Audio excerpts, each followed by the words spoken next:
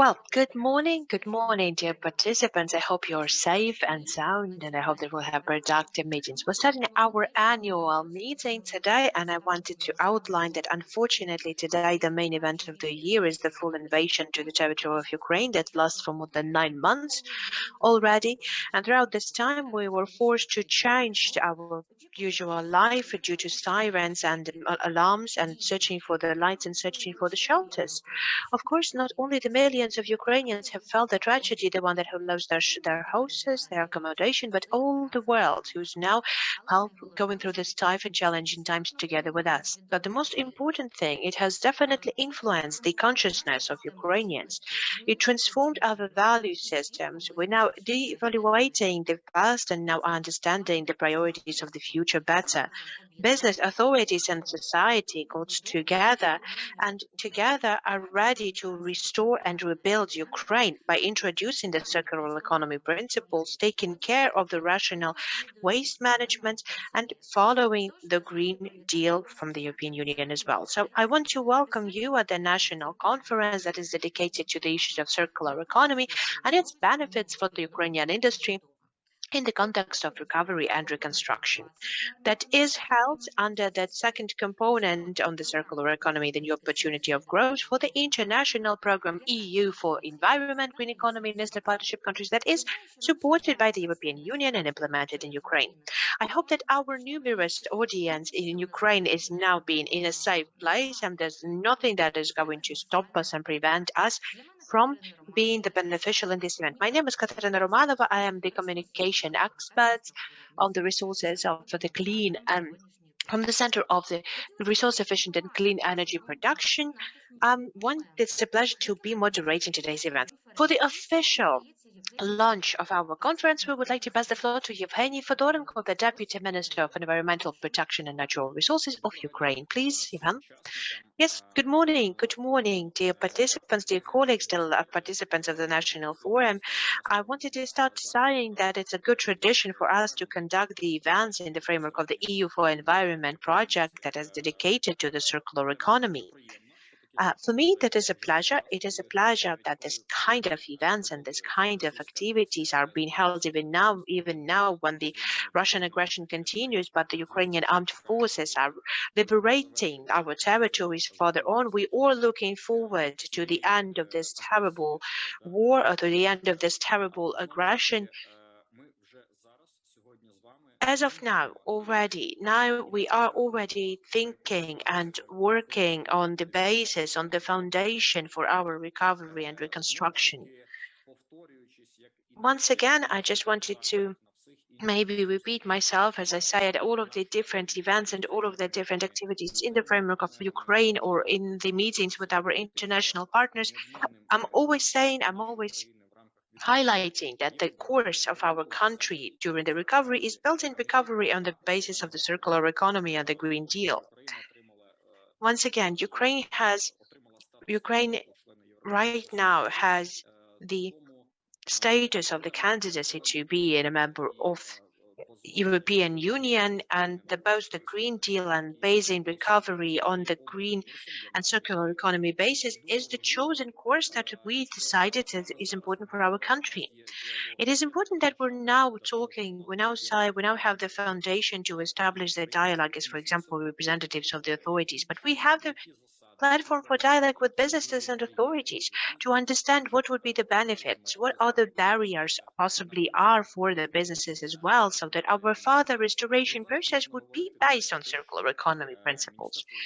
We can already say that the Ministry of Environmental Protection has introduced a reform on the waste management, but this is one of the segments and just one of the segments, one of the parts of the circular economy, an important part of the circular economy, but this is something that we're preparing right now. We're preparing the foundation. Why do we need foundation for? We need the foundation to introduce the new businesses and to provide the opportunity to adapt, to inform the businesses so that their businesses that are traditional, understanding this new challenges that our country is having.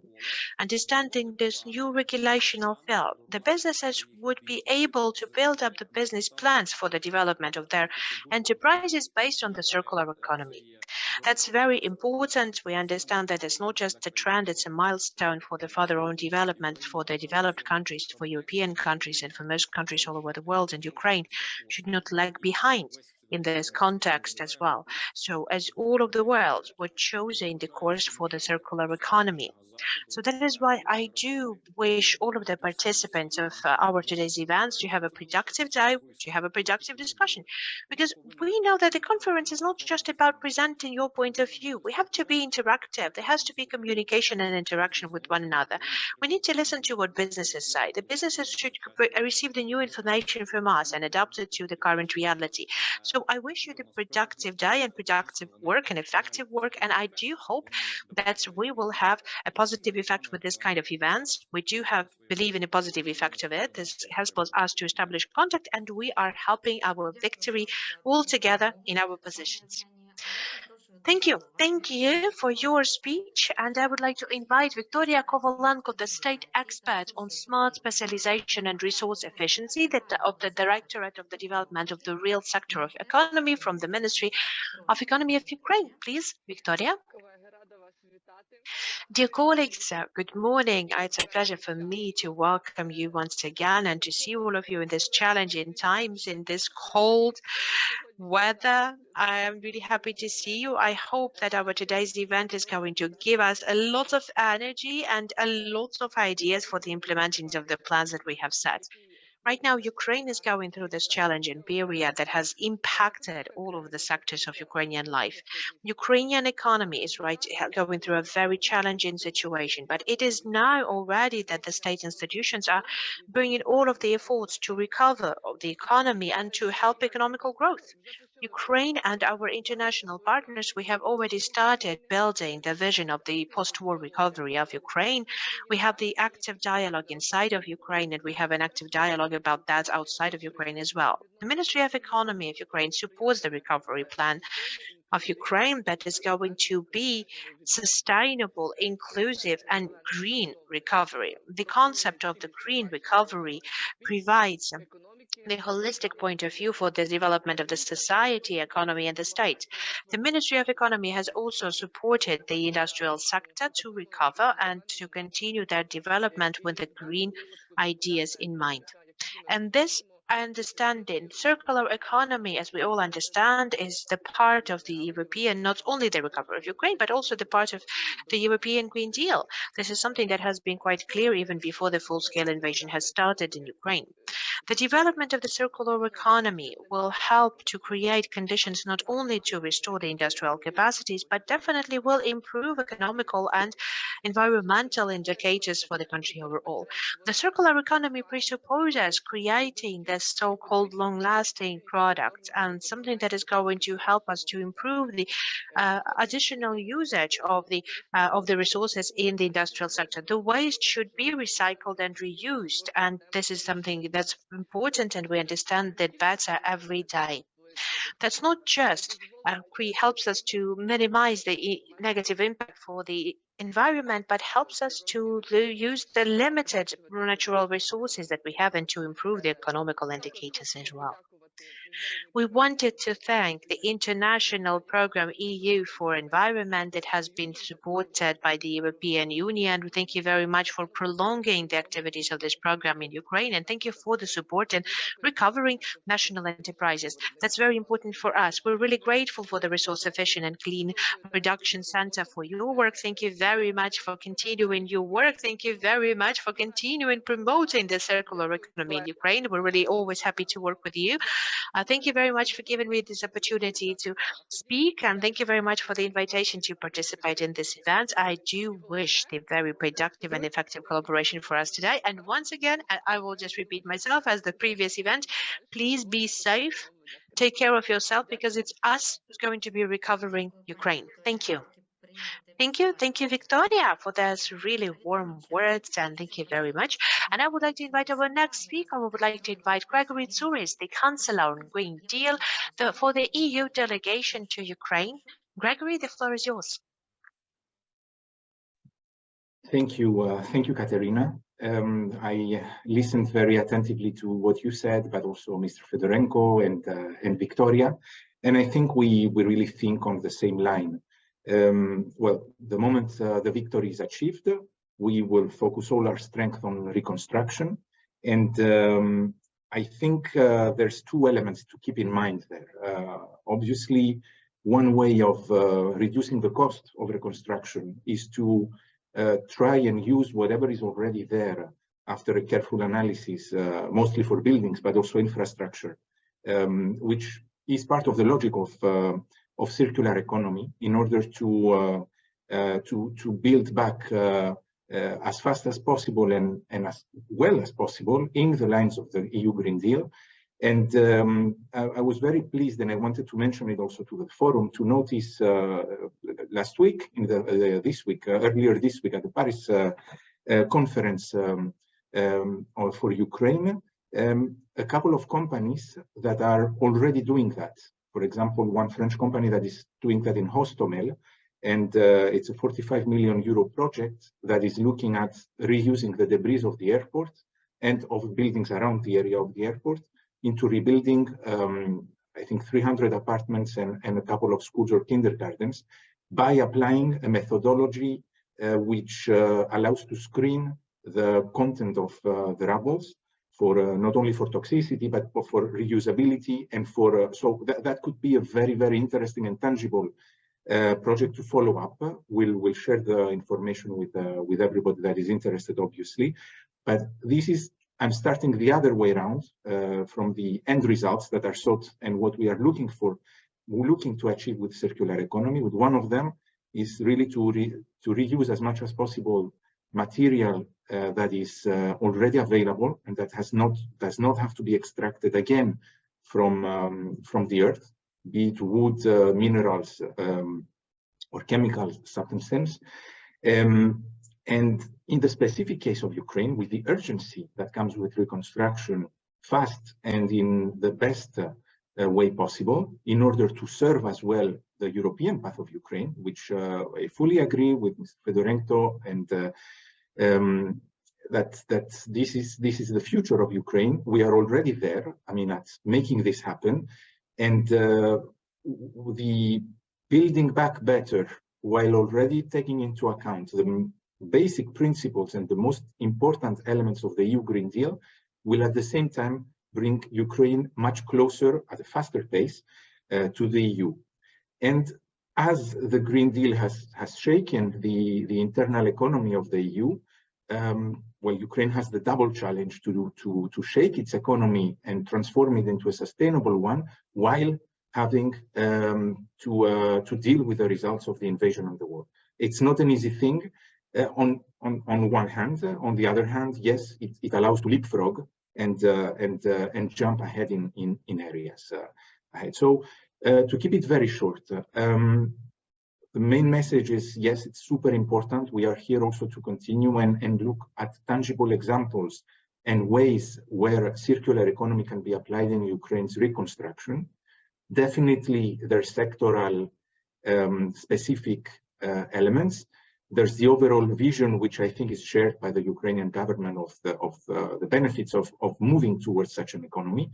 And while thinking about new urban plans or reindustrialization of the country, the new economic strategy of the country, these are elements that need to be there in order to facilitate and accelerate the path to growth, back to growth, economic growth for Ukraine, and also the path for Ukraine's accession to the EU. So it's a win-win situation, we believe, with tangible examples that we are ready to look into further with everyone. I think I will stop here. I mean, I'm really looking forward at the exchanges that will come, and happy to take part later on also in the discussions and questions. Thank you very much. Дякуємо вам за слова підтримки. Для нас це дуже важливо зараз. Thank you very much for your support, Gregory. Thank you very much for your introduction as well. And I wanted to invite also Tatiana Chernyatska, the coordinator for the program management for the EU4Environment Program for Circular Economy and Resource Efficiency Units from the UNIDO. Please, Tatiana. Good morning, ladies and gentlemen. I'm very happy to be here, and I'm glad that we organized this conference in those challenging times. On behalf of the United Nations Industrial Development Organization, I'm happy to hear that all the colleagues and experts and businesses, in particular as a target audience of UNIDO work, are interested in circular economy and circularity. And I'm glad that we have a chance today to discuss the results and ideas for promoting the principles and practices of this concept for businesses, for industries, and demonstrate what was already done and could be done in the current conditions. I'm very happy to thank the government of Ukraine for continuous dialogue we have during the implementation of the current program. The EU4Environment is a platform for all of us to discuss and to act on greening the economy, but in particular, it is important in view of the reconstruction and recovery matters. It is also important, and it was already mentioned by Deputy Minister Fedorenko, that we are here at a forum. So this conference, which became a tradition of annual meetings to discuss resource efficiency in the country, is serving as a discussion platform, as a forum for us to engage and see all the possible ideas and matters which are important for further development in this regard in the country. I am also grateful to the donor of the program, of the action. EU is very supportive in all terms to guide the implementation of the program and also to support the innovative approaches which are possible to be implemented. And in this regard, I would like to mention that we at UNIDO, as promoters of inclusive and sustainable industrial development, are also looking at innovation as a way to act in the tribal crisis, which the whole global context is applying or exposed to. I'm speaking here about the biodiversity crisis, about the crisis of climate, and about the resources which are limited, but also in terms of the concrete conditions in Ukraine, which are unacceptable and which are very much making the team and the experts and the businesses make themselves innovative and approach the next steps with new thinking and with new understanding. And this is very much appreciated. We are glad that there will be more activities which would support the country and and the businesses in particular. And we are glad to acknowledge that our dialogue with the government is going on, and we are really very much looking forward to the next steps agreed with all parties on the way to greener recovery and reconstruction. I am happy to welcome everyone to actively participate in this discussion, in this forum today, and provide your comments. We are here to discuss, we are here to exchange and learn from each other on this challenging path. Thank you very much, and I wish you a very good day. Дякуємо вам, пані Тетяна. Дякую всім за дійсно. Thank you very much, Tatiana, and thank you very much for the important words of support, and thank you very much for the specific actions that you do that help us to keep on moving further on for the economical safety of our state. We do hope for the productive collaboration through the day, and I see already that our participants are very active in using the chat. We have the questions and answers already provided in the chat. I just wanted to to also remind you that if you have any questions, please write them in the chat or please prepare them for the Q&A session that we're about to have as well. We're going to be actively discussing everything that will be important for you about the topic today. And right now, I would like to introduce you with the video that is now being developed. It's on the final stage and it's been created on the new program of EU4Environment on the environmental track of the project, and I wanted to outline that we're piloting this direction very actively, and we are one of the first of the members of this program that have reached a certain results, and business and the communities have shown in intense interest in this Впровадження activity. So екологічного enjoy сліду the продукції video. як інструмент для виходу на єдиний ринок зеленої продукції Європейського Союзу для українських підприємств. В Україні, як і у світі, зростає попит на продукцію, що відповідає екологічним стандартам та вимогам. З огляду на широке розмаїття товарів, споживачі віддають перевагу тим, які мають покращені характеристики та сертифікацію щодо впливу на довкілля і здоров'я людини. При цьому екомаркування містить важливу інформацію про типи продукції, виробничі процеси та їх відповідність національному і міжнародному ринкам. Компанії, які позиціонують свою продукцію як екологічну, можуть використовувати екомаркування для покращення своєї репутації та отримання конкурентних переваг на глобальному ринку сталих продуктів. Європейська комісія розробила ініціативу «Єдиний ринок зеленої продукції ЄС», яка допомагає виробникам та споживачам порівнювати продукти, сприяє обміну інформацією та вибору серед різноманіття маркувань.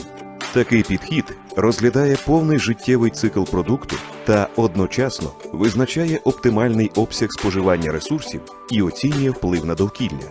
Отже, єдиний ринок зеленої продукції допомагає компаніям впевнено позиціонувати себе на ринку сталих продуктів. Ініціатива вже отримала підтримку урядів та бізнесу в багатьох країнах ЄС і за його межами, які розпочали виробництво сталої продукції та перехід до циркулярної економіки. З 2013 року у ЄС було розроблено та апробовано правила оцінювання екологічного сліду для різних категорій продуктів. Проведені дослідження екологічного сліду продукції дозволяють зменшити вплив товарів на довкілля, беручи до уваги їх ланцюг поставок – від видобутку сировини до поводження з відходами. Для визначення впливу продукту на довкілля використовують методологію оцінки життєвого циклу. Тож, екологічний слід продукції – це спосіб проведення оцінки життєвого циклу, але з додатковими можливостями, що дозволяють отримати більш уніфіковані та достовірні результати. Таким чином, продукцію можна порівняти і ефективно оцінити у межах товарної категорії. Наприклад, компанія з виробництва макаронних виробів, розташована в Тунісі, з'ясувала, що 30% викидів парникових газів від виготовлення продукції спричинені виробництвом та імпортом пшениці. А саме, це викиди оксидів азоту, пов'язані з використанням добрив під час вирощування пшениці та викиди вуглекислого газу під час перевезення пшениці по морю. Компанія вирішила скоротити викиди парникових газів шляхом переходу з неорганічної пшениці з-за кордону на екологічно чисту пшеницю місцевого походження. Крім того, таке місцеве постачання має переваги для економіки країни. Тому екологічний слід продукції – це завжди перевага і для довкілля, і для підприємства, і для економіки країни у цілому. Українські виробники також можуть скористатися цією можливістю та експортувати екологічну продукцію до ЄС та інших країн світу. Отже, підприємці можуть планувати бізнес-процеси з урахуванням особливостей ринків кожної країни. Бути екологічно чистим виробником, особливо на такому динамічному та конкурентному ринку, як єдиний ринок Європейського Союзу, це і є додаткова перевага, яка може забезпечити гарні ділові перспективи і надійні стратегії для будь-якої компанії. Ініціатива ЄС «Єдиний ринок зеленої продукції» та принципи екологічного сліду продукту впроваджуються в рамках регіональної програми «Європейський союз для довкілля» EU4Environment, що фінансується Європейським Союзом. Зокрема, компонент «Циркулярна економіка та нові можливості зростання» в Україні реалізується Організацією Об'єднаних Націй з промислового розвитку за підтримки Центру ресурсоефективного та чистого виробництва.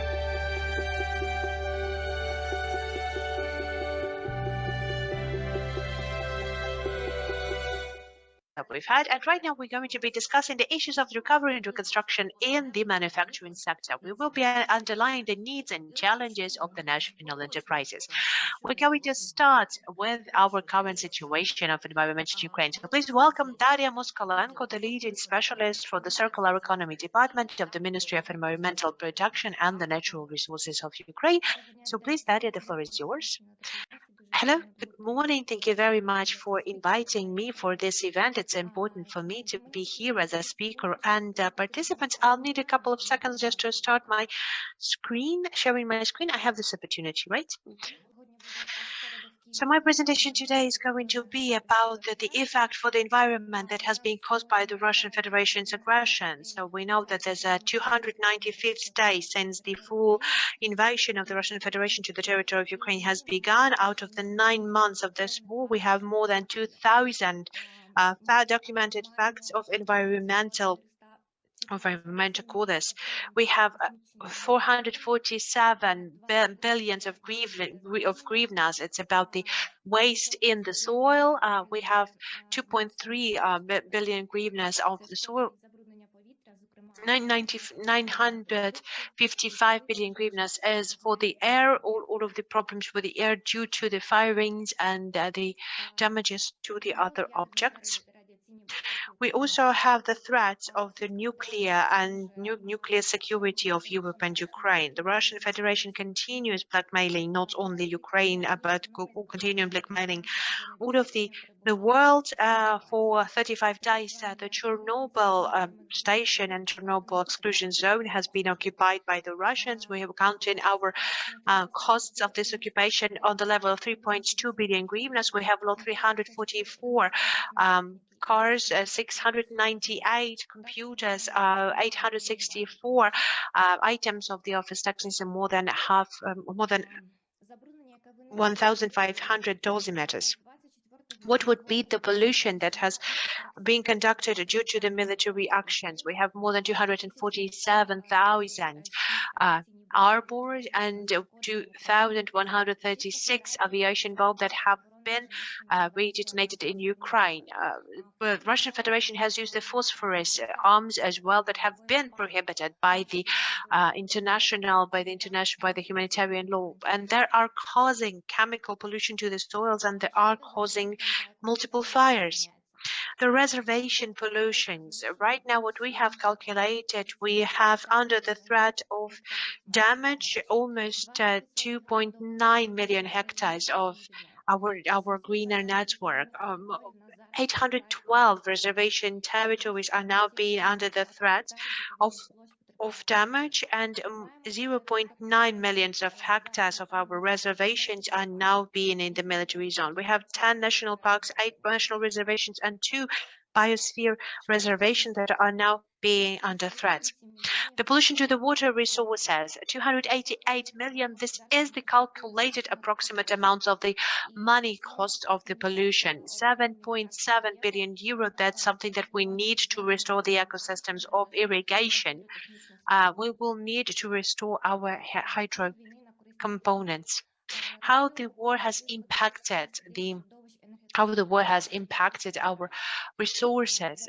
Russia has impacted 12.7 trillion euro. That is the overall amount of the cost of the resources that are currently being occupied. 7.77 billion euro. That's our preliminary approximately calculated costs that have been caused by the aggression in the territory of Donetsk and Lugansk regions and the Crimea. And of course, we have a lot of problems with the industrial sites and with the pollution.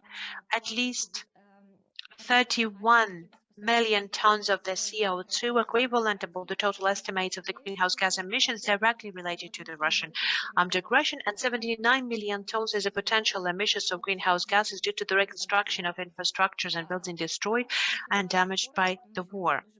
I've tried to be very brief because we don't have a lot of time, but I just wanted to add up to what we said, that we already have the recovery plan. We have the plan of how we're going to be recovering our country after our victory. And I do believe that maybe a lot of people know that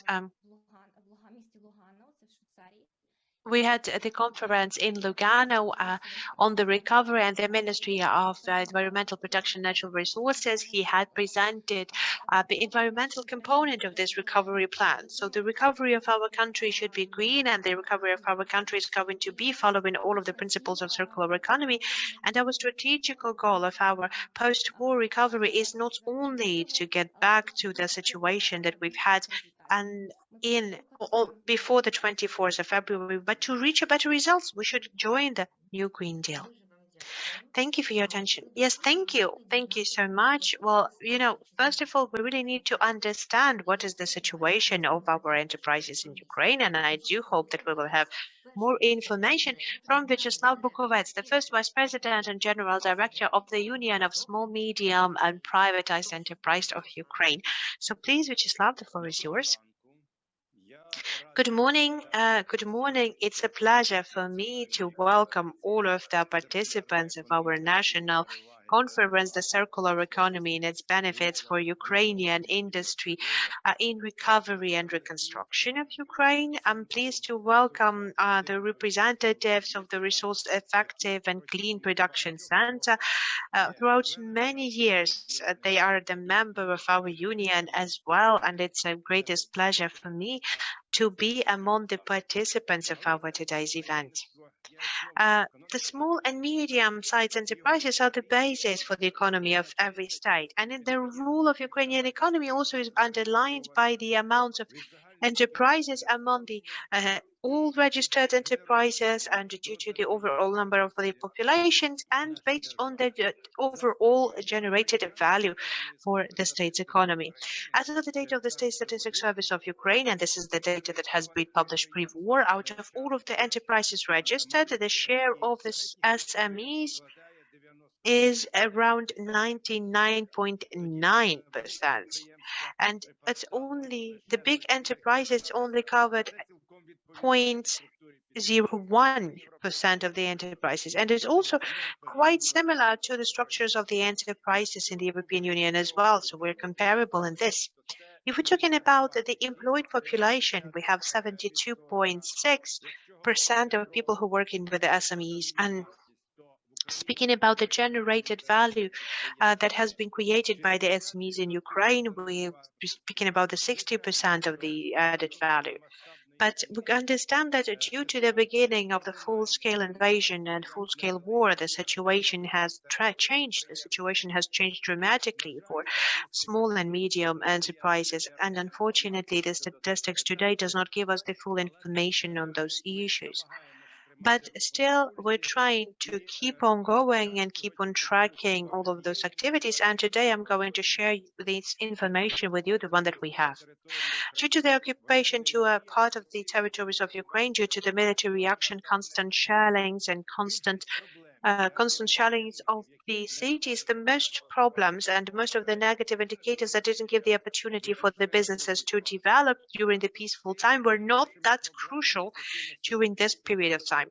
In the same time, the biggest problems that the businesses have faced right now were the following. First of all, the financial difficulties, the lack of the flow of money, and that the lack of the clients, the increase of the prices for the commodities and resources, the lack of the investments, the logistical and communicational problems. For example, if we're speaking about the exporters, then we have seen that has been long lines in the western borders, the lack of opportunity to do the exporting activities by the sea, additional problems with customs and formalities. We also have to understand the high level of stress among the employees that have been caused due to the war of Russia against Ukraine. Those conclusions were drawn as a result of the communications with the representatives of the businesses, the surveys and questionnaires that we have conducted. In the same time, starting from the February 24th, the day when Russia has invaded Ukraine, the business lives of Ukraine has not stopped.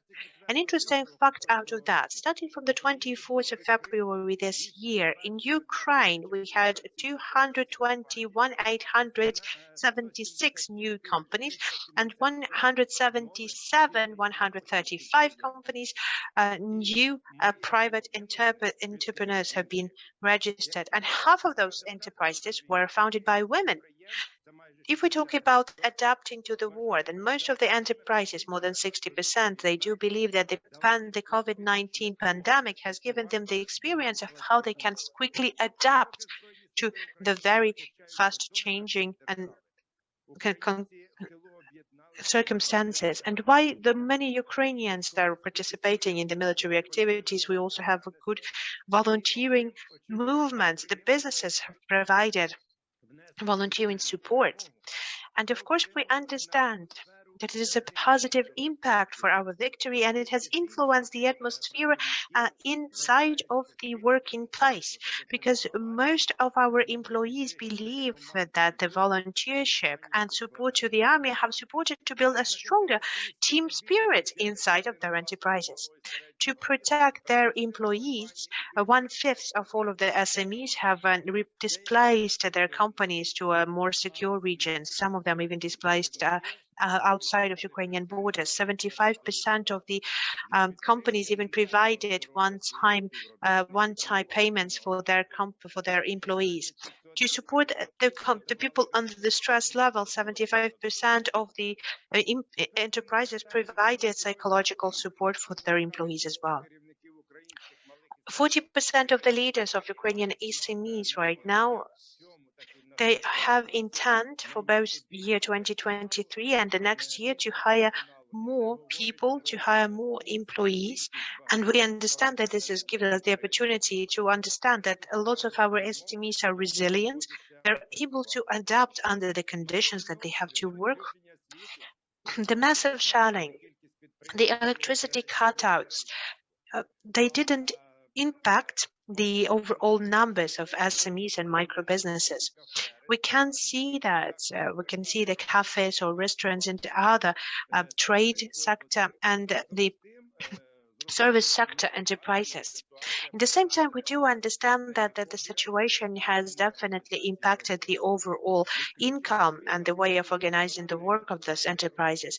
The electricity cuts out makes you cut out the working hours, cut out the menus, for example, for the insert, making grills outside to work out with candlelight. But those enterprises and those entrepreneurs that were able to install the generators, they feel themselves slightly better, and they see even the increase of income. The different restaurants, they're becoming the working hubs as well. So you can work with your laptop while you don't have electricity in your house. So basically they're turning into this point of resilience when you can warm yourself up and work. I will also tell you from my own experience when I've lost the lights both at work and in my house, and I've also used this opportunity and I participated in one of the conferences from the Fora market, from the Fora shop that is located in one of the districts of Kiev, because they have created this opportunity for you to charge your telephone, and they have the internet, they have the electricity, so you can use them as well as a co-working hub. You might have some questions about how Ukrainian businesses under these conditions evaluate the state policy about the small and medium enterprises. Well, I would like to say that unfortunately, when we're talking about the evaluating the state policy, that it getting worse. So the representatives of the businesses, they do evaluate the state policy on businesses support as neutral. So around 50% would cite as neutral in that, but the negatively evaluation increases in time. And the smaller the enterprise is, the more frequently they believe that the state policy in this sector is negative rather than neutral. The most waited for changes for the businesses were, of course, the end of war, the deoccupation of Ukrainian territory, and, of course, the stop of the devaluation of hryvnia. The key role for resolving all of those problems for businesses would be for the business associations, because in most of the countries of the world, there are very important elements for the support of the entrepreneurial movement in the countries. There are inseparable part of the civil society, the representatives of its capacities for self-organization and for the protection of their own rights and interests. Unfortunately, current situation has impacted not just the businesses, but also the activities of the multiple business associations.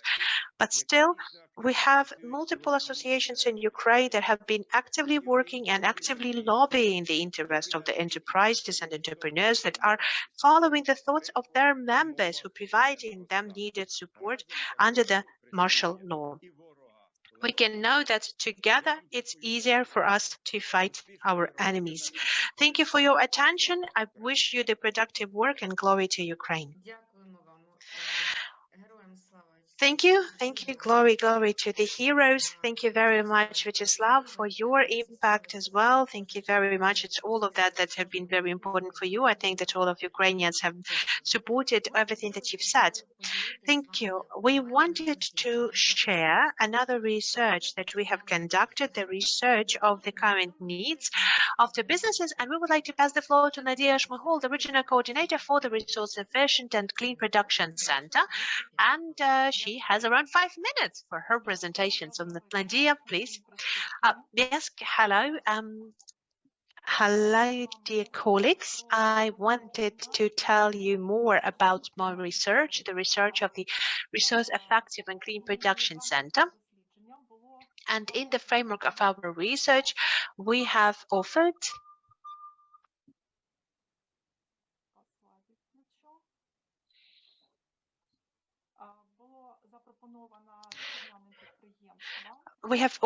our enterprises to participate in our nationwide survey on the activities of the enterprises during the martial law in Ukraine. We had the questions on the following topics. What is the overall profile of the company, the impact of the Russian invasion to Ukraine on the work of your enterprises, the problems and the needs for your personnel that happened with the military time, the changes of the assertments and the working processes of the enterprises, and what kind of assistance does Ukrainian enterprise need to restore the further on development and work. Our survey has followed 72 Ukrainian enterprises, even though the number of the respondents, it cannot be full representation for all of the enterprises all over Ukraine. We still believe it's a very good opportunity for us to analyze the situation and to start developing the next steps to take.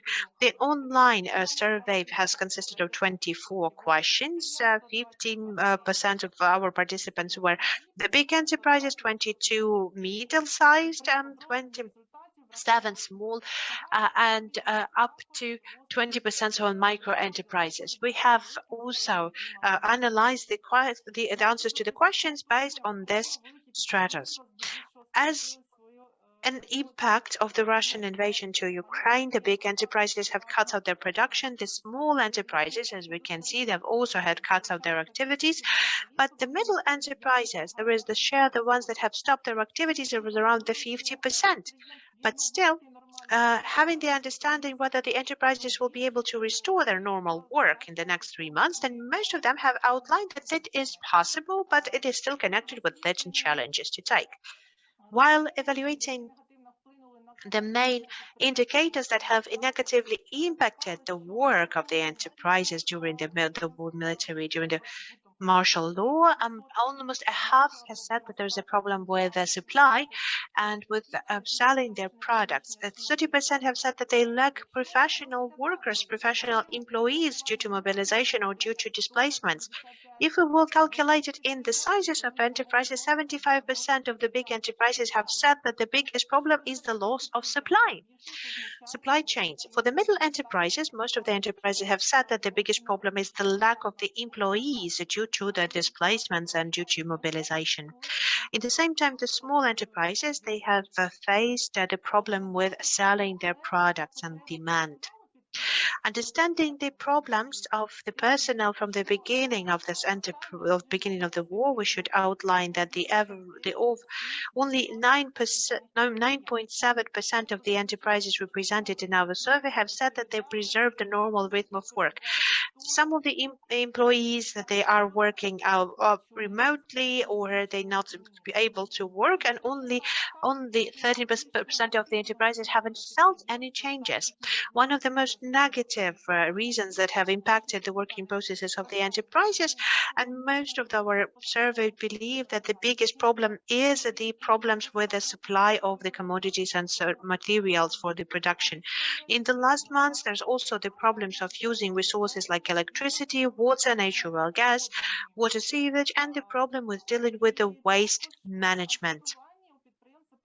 Also, during our survey, we have asked our enterprises whether they have strategy of using the resources effectively, and most of our enterprises said they don't have the strategy of efficient resource usage, and they need support for the development of this kind of strategy. The need for additional outside investments for changing the profile or changing the assortments of the product, 71.4% of our surveyed enterprises have said that there's something that they need. Also, the biggest part of the enterprises have answered on whether they have the financial resources to start using the renewable energy resources. They said that they don't have resources and they're searching for financial support to do that. Saying whether they have the emergency electricity supply systems, only 14% of enterprises were able to introduce this kind of system. And there's most of the enterprises who are searching the financial support to that. More than 50% of the enterprises surveyed are looking for financial support to create additional emergency energy sources. When answering the question of whether ready to continue and the work on increasing the efficiency of the using of the resources of energy, water, and other materials, we had a positive answer to that on 89% of enterprises. Though actually, most of the enterprises want to increase their resource efficiently work. That's something that gives us the opportunity to outline with the understanding the overall assistance that they will require during the recovery. Out of those types of assistance that the enterprise would like to receive to restore the normal flow of work, they require consulting of how to find the financial support of increasing their productiveness of usage of the resources. They need additional consultations on the equipment and resources. 1/3 requires external evaluation and developing the strategies on energy efficiency. For the quarter of enterprises, it's important to have additional tools or recommendations or toolkits and guidebooks or trainings for the personnel of how to work in this way. A lot of our respondents also said that they need additional consultations on increasing the resource efficient production after the relocation. The survey of the enterprises of how aware they are about the state or non-state donorship programs for the business support have given us the understanding that only 20% of the survey know about the existence of the state programs. And the amount of enterprises who know how to use the non-state or non-governmental programs of support is closer to zero. And right now the experts and the professionals on these topics are going to give you more information about that and about those opportunities. As of now, Ukrainian industry has the task of survival, to survive, to go through this war, to go through this military action, maybe to be dislocated or changing their assortments, updating to the current realities. This is something that gives us opportunity to win over the enemy, to be ready for the after-war and post-war recovery, to increase their appearance in our local and international markets. So this is the challenge, basically, understanding this aggressive desire of the Russian army to destroy Ukrainian enterprises, Ukrainian infrastructure, then we need to consolidate all of our efforts, the states, the foreign partners, the businesses, expert institutions, and international community to fight that.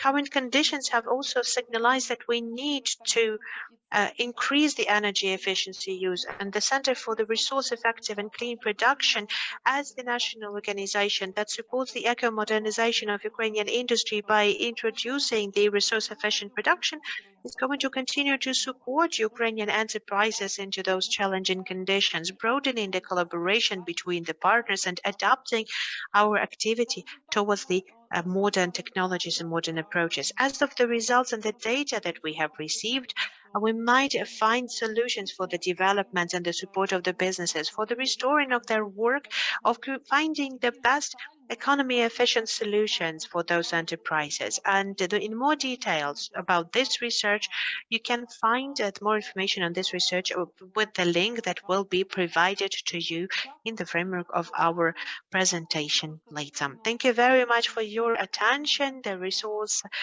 Center for the Resource Effective and Clean Production, we do support the energy efficiency and resource efficiency of Ukrainian enterprises. And if you will need some support, please let us know and contact us. Yes, thank you. Thank you very much, Nadia. Thank you very much for being so brief as well. But today we know that we have the representatives of the enterprises who are ready to tell us about their challenges and problems that they have faced in 2022. So I would like to invite Miroslava Kolomonyak, the director and the owner of the Uzhhorod clothing factory, is ready to share her challenges. Please.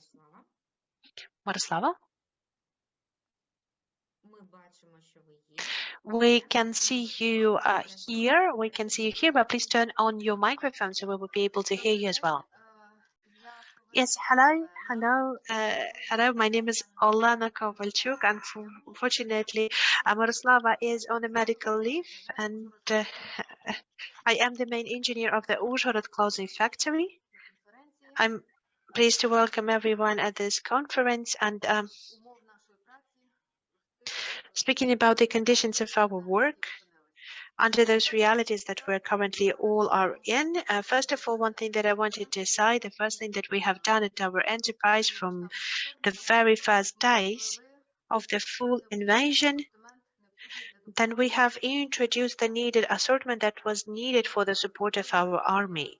We have developed a number of items that we produce. We have started to do a lot of materials for the armor, for the armors, for the protection vests, for our military men. And that was the first thing that we started to do. Then we have designed and we continue in producing the thermal clothes, the thermal underwear.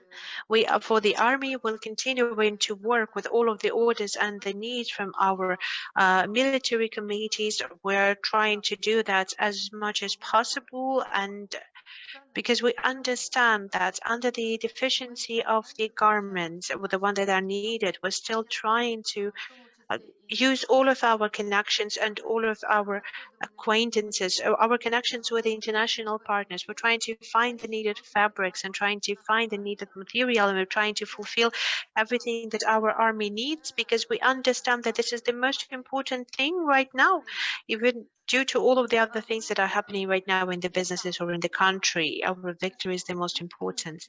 We've all tried to cover that all together throughout this time, and we've tried to cope with all of the tasks that have to be conducted also with our clients, because we had also our clients who understood that our everyday work of our enterprises needed to pay the salaries, because a lot of people and their families have lost the work. So right now our employees are sometimes the sole breadwinners of the families, and we're all continuing paying the taxes to the budget. That's very, very important. Can you hear me well? Yes, we can hear you well.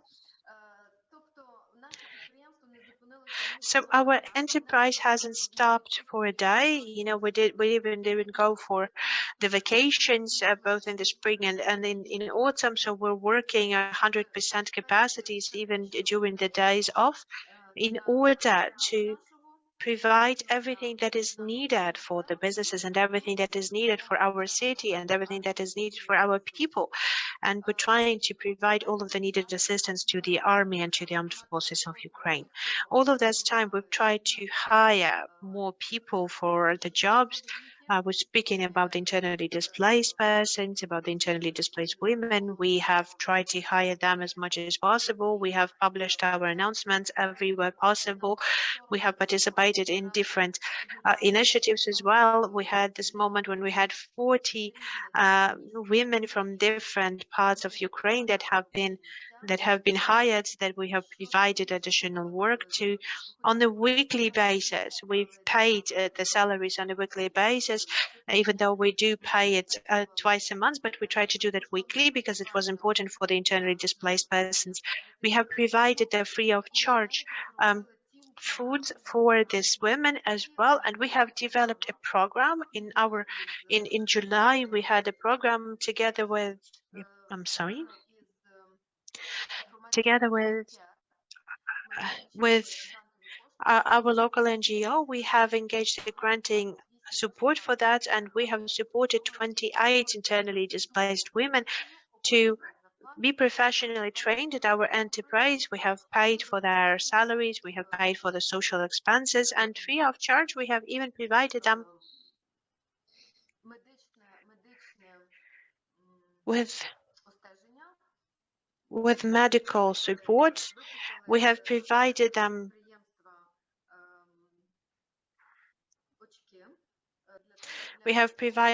with a medical examination for all the people that needed that, and we have provided them the optical examination as well. We're continuing to do that. We have the internally displaced persons coming up. Some of them come, some of them leave, and there's different situation in life for all of our employees. We're trying to help with all of their other social engagement, for example, of the children of the internally displaced. We've also taken the share of the social support for our enterprise as well.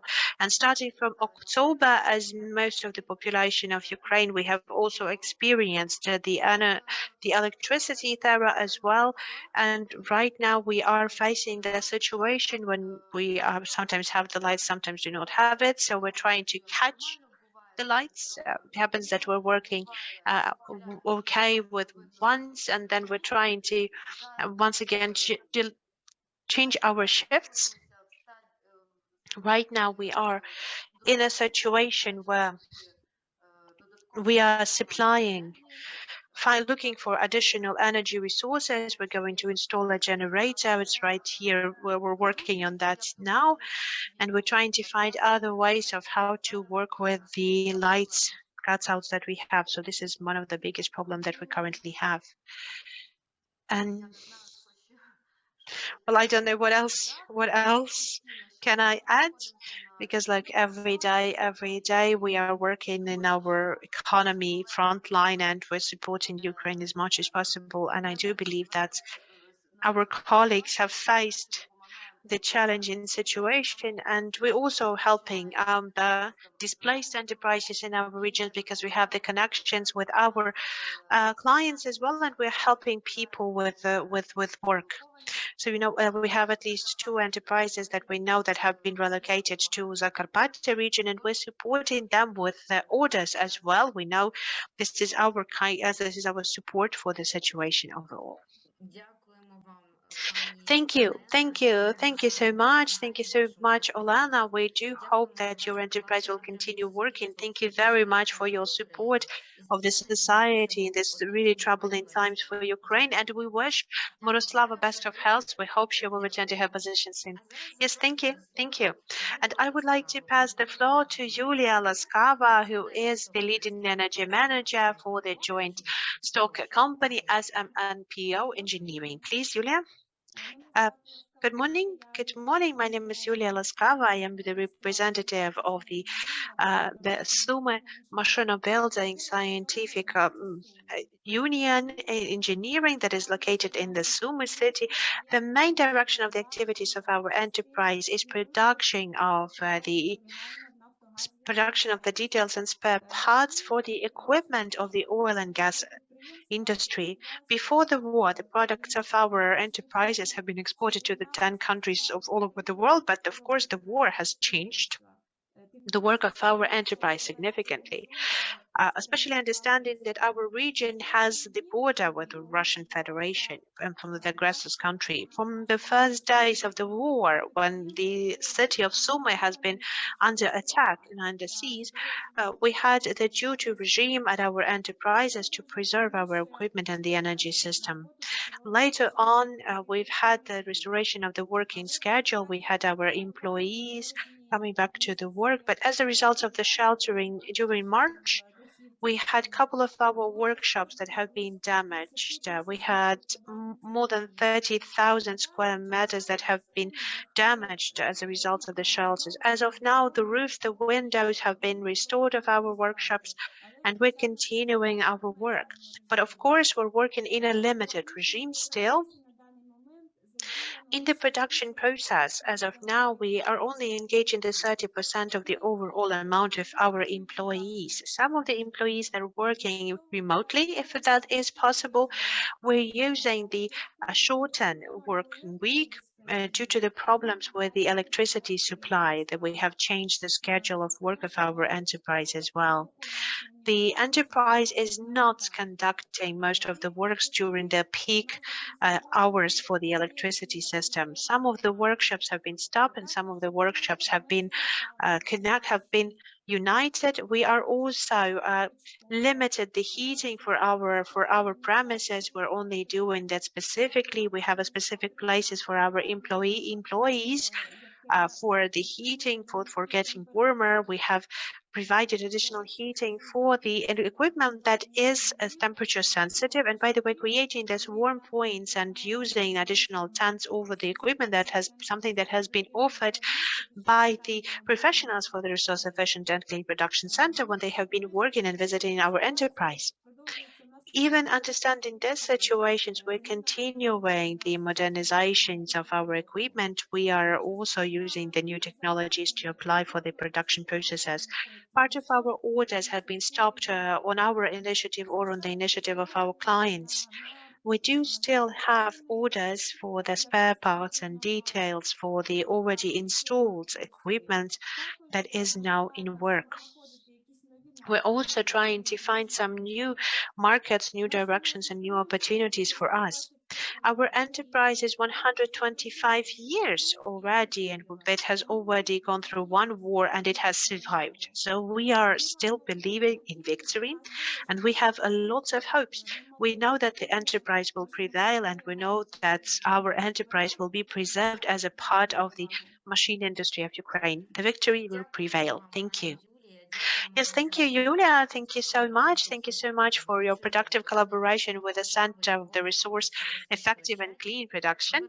Thank you very much for choosing the course for the energy efficiency. I would like to wish you to have the sustainable electricity supply, but we have seen that the businesses are ready to continue moving on. So what are the perspectives that we should expect for our business development? The next part of our conference is dedicated for the upcoming progress, the greener development of the industry, and the support programs that are targeted for the development of that. Unfortunately, Alexander Vasilchuk has experienced the energy cutouts, and as soon as that possible, he will be joining us.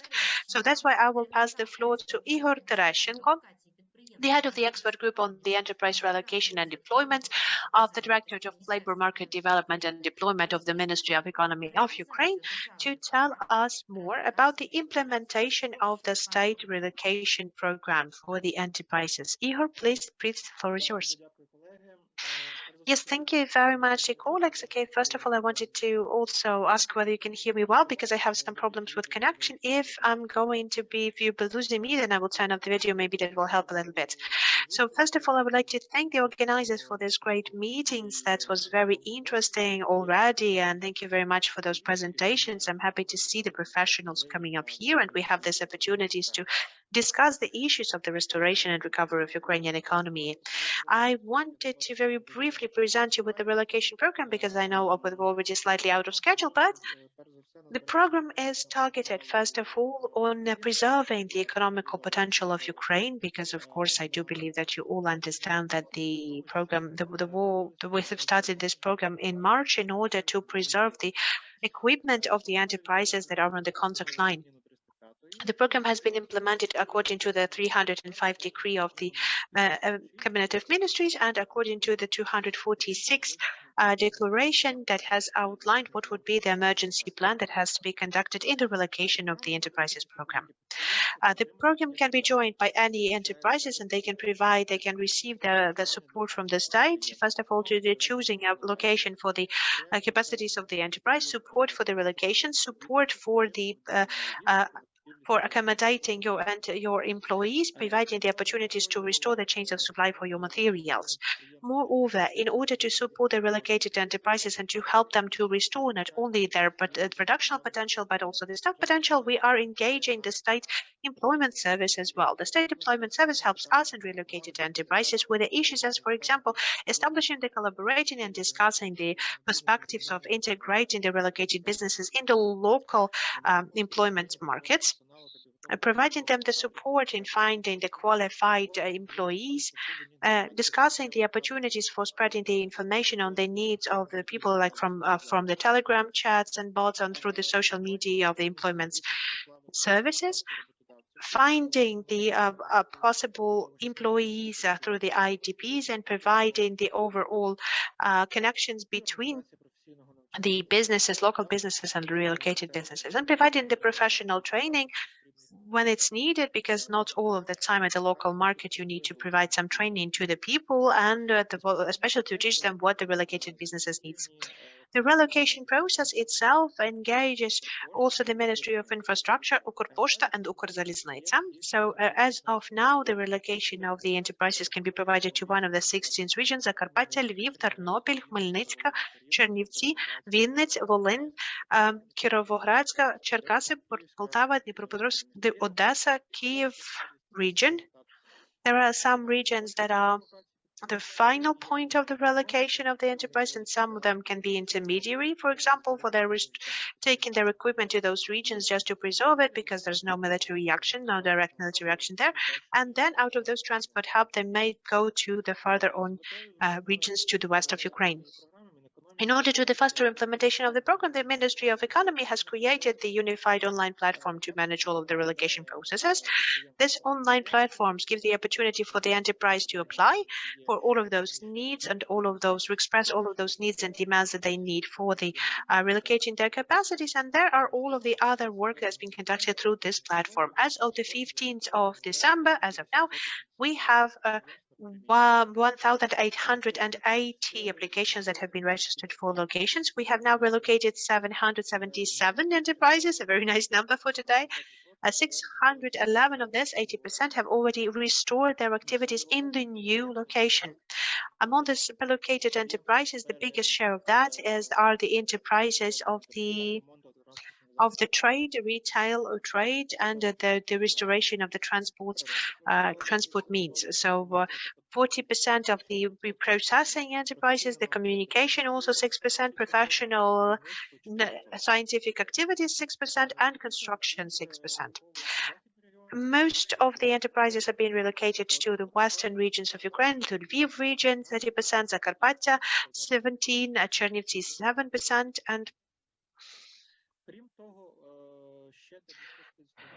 moreover, for 261 enterprises, we continue looking for the best place for relocation, and 635 enterprises, they have denied the relocation because, like, at the moment they applied, they needed to be relocated, but luckily, Ukrainian armed forces, they're doing their best, and so 635 enterprises have no need of relocation as of now. So this is now we have 1/3 has already moved and worked, 1/3 have declined the relocation, and 1/3 that were still working on the specific details of how the relocation process should be conducted. And I just wanted to also say about the economical and social effect of this program. According to the pension fund, with the relocation program, we were able to relocate the enterprises and preserved almost 40,000 jobs. In 2022, the relocated enterprises, they have been providing 7,000 new jobs, and they have paid the taxes of all the amount of 1.14 billion hryvnias. So thank you for your attention. I hope that I've managed in the time frame and ready to answer your questions. Yes, thank you very much. Thank you very much for fully being on time, and thank you very much for this really nice and lucky number, 777, that of relocated enterprises. That's a very nice indicator. Please stay with us. I do hope we'll have some questions. That's why we're going to have the Q&A block in the end. So while we're still waiting for Alexander Vasilchuk to join us, then we're starting the most important topic of our event, so the circular economy and its benefits and this experience of the European Union. We have Olena Maslukivska, the National Action Coordinator for the EU Environment.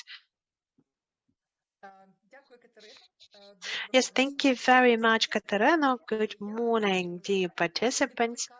I'm I'm definitely following the asks for Katarina, our great moderator, trying to be very brief. And basically what it is that I wanted to talk to you about today and what I wanted to emphasize today, even though this enterprise is going through the really challenging times right now, and what the enterprises are doing, then surviving, and they're trying to help both the displaced people and displaced and relocated enterprises. I wanted to give you a little bit of positive perspectives, because something that we're discussing today, the circular economy, is there. This is something that is now an important international trend. It exists, and it's an important and good foundation policy in the European Union already. And that should be one of the foundations for the post-war recovery of Ukraine. I do believe that you have heard a lot about the green economy, and I wanted to say that all of those things that you have heard about, that, you know, circular economy is something that used to be called the resource efficient and clean production, or something that is called a closed cycle economy. So that's not something new to all of us, but it's something that for maybe 30 or 20 years, something that started as just a mere initiatives. Right now, it is a sustainable trend for the business conduct. So what are we talking about in this case? First of all, we're trying to produce less, but to produce high quality products that might be used for a longer period of time, and this will decrease the pollution overall. And that means that we need to change the business models also. We need to change the business models from the traditional models to circular models. Actually, we had the first tryouts in the 50 years ago. For example, the Patagonia company, that they've started to produce the sustainable clothing that are fully providing the circular principles. And starting from 2017, they've had this initiative, provided that they're working, you know, as a mobile operators right now. You can give their mobile phone back. So basically the same done with apparel. So you can get your phone back to the shops, and you can have a new phone with discount. The company asks you to return their clothing. They are repairing it and selling that on the website. So this is the change of the business model that has already lasted for a couple decades already. So another moment that's a more developed example, the UNIDO, the Belgian company, the one that is dealing with the so-called city mining. So they are mining the natural resources, and they are mining the natural resources out of waste and electronics waste that are being generated by the city. Of course, we understand that these are very progressive examples, but I just wanted to also outline that this is a trend. Another point is that in the European Union, and you might know that that has been approved for the new Green Deal, and one of the 9 key components for the new European Green Deal is a strategy for the European Union development. And as you know, Ukraine has now been a candidate for ascending, and one of those 9 components is the industrial strategy for the circular economy. So all of the industrial development of the European Union as of now is being developed according to the circular economy principles.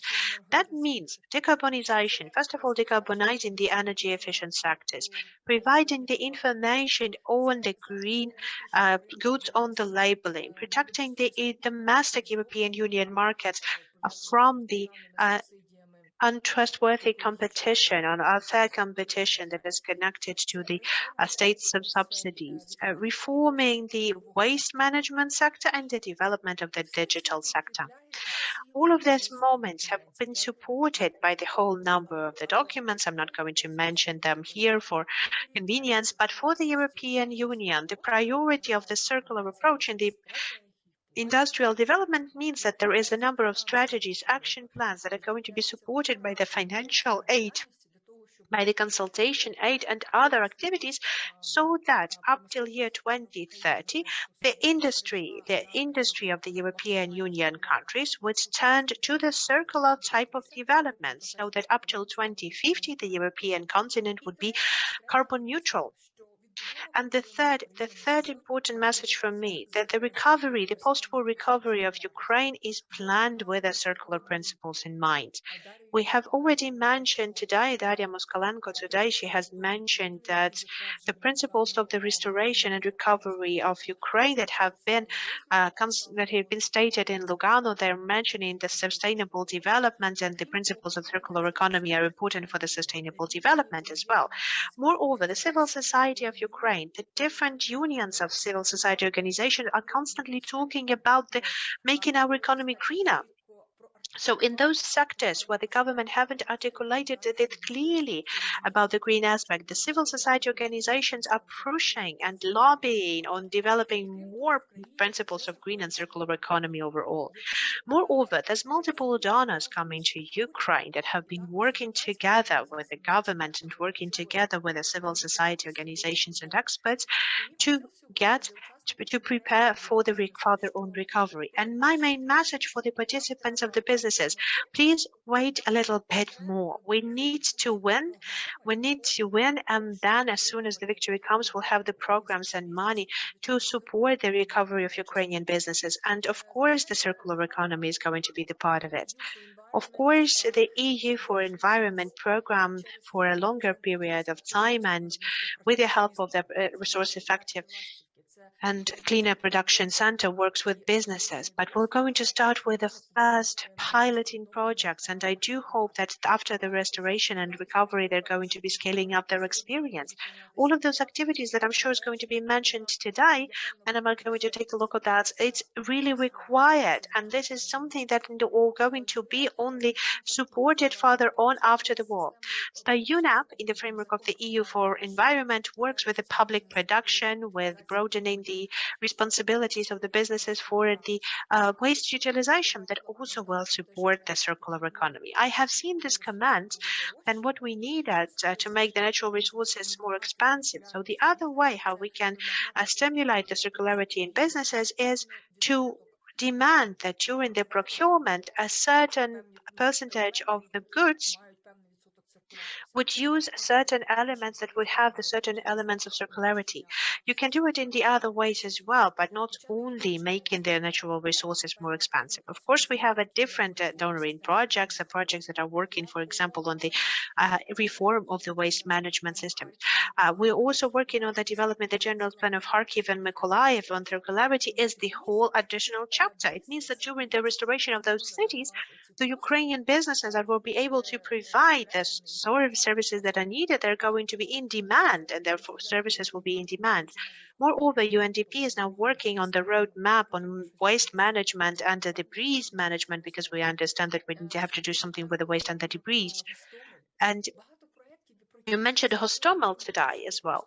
There's a lot of projects that we do not hear about in the public space. They're getting prepared, they're getting ready, and they will be prepared for the businesses to join them when the war will be over. So my main goal is the circularity is an international trend, and this is the basics for the development of economy in the European Union, and Ukrainian businesses should also work on this supply chains. When we're going to be working with the recovery, the circularity will be very important. And just to wrap up, we have many businesses invited, engaged with us. And of course, the Resource Effective and Clean Production Center has been engaging the companies around itself that help us to make less usage of the materials and components. But the circular approaches, they are environmental friendly. They can give multiple benefits to the company, not only in sparing the resources, but also giving the better access to certain markets. So those companies that are going to be only selling to the state, they will have the competitive advantages if they're using these approaches. Or maybe these companies are producing something that follows the circular principles, like Patagonia, for example, and then their services are going to be, and their goods and services are going to be bought by the people who are ready to pay some premium price for that as well. Maybe the companies that are working in the regulated sectors, they can await for some certain regulations that will require some additional the usage of the recycled components. If the company have some certain research of their own, then there will be also some competitive advantage provided according to these new ideas. So I wanted to invite the enterprises who are listening to us right now, not only thinking about the increase in prices for your materials or services, but to find the opportunities to change your business model, understanding the circularity principles. I do believe that we have a lot of creativity for that. We do have a lot of opportunities for that. And I just wanted to ask everyone and address everyone for us to think about victory, to think about the recovery, to think about the recovery based on the green approaches and circular approaches. Thank you. Thank you, Olena. Thank you, Olena, for also following the schedule. I think that we're all ready to wait a little bit, as you have said, for making our life better and for making our life safer. So, okay, I think that we can now see that Alexander Vasilchuk is still joining us. We don't have him yet. So, okay, so we'll get to our next speaker. So we're going to speak about the support of the companies in the resource efficient and clean production and green recovery where the EU funded EU4Environment Action. That's very important. Now, I think that Ivan Omelchuk, the regional coordinator for the Resource Effective and Clean Production Center, can give us the answer to that. Please, Ivan, the floor is yours. Yes, of course, the support is important. Hello, Katarina. Hello, dear participants. It's a pleasure for me to see there are a lot of people right now with us, even due to all of the challenging conditions that we all are in. I'm going to tell you not only about the results that we have seen and the results that we have reached in the framework of this project, but I just wanted to give you some information about the additional tools and additional opportunities that you can use in the next times. What are the opportunities that the enterprises can use? So I have 10 minutes, and I think I'll start right now.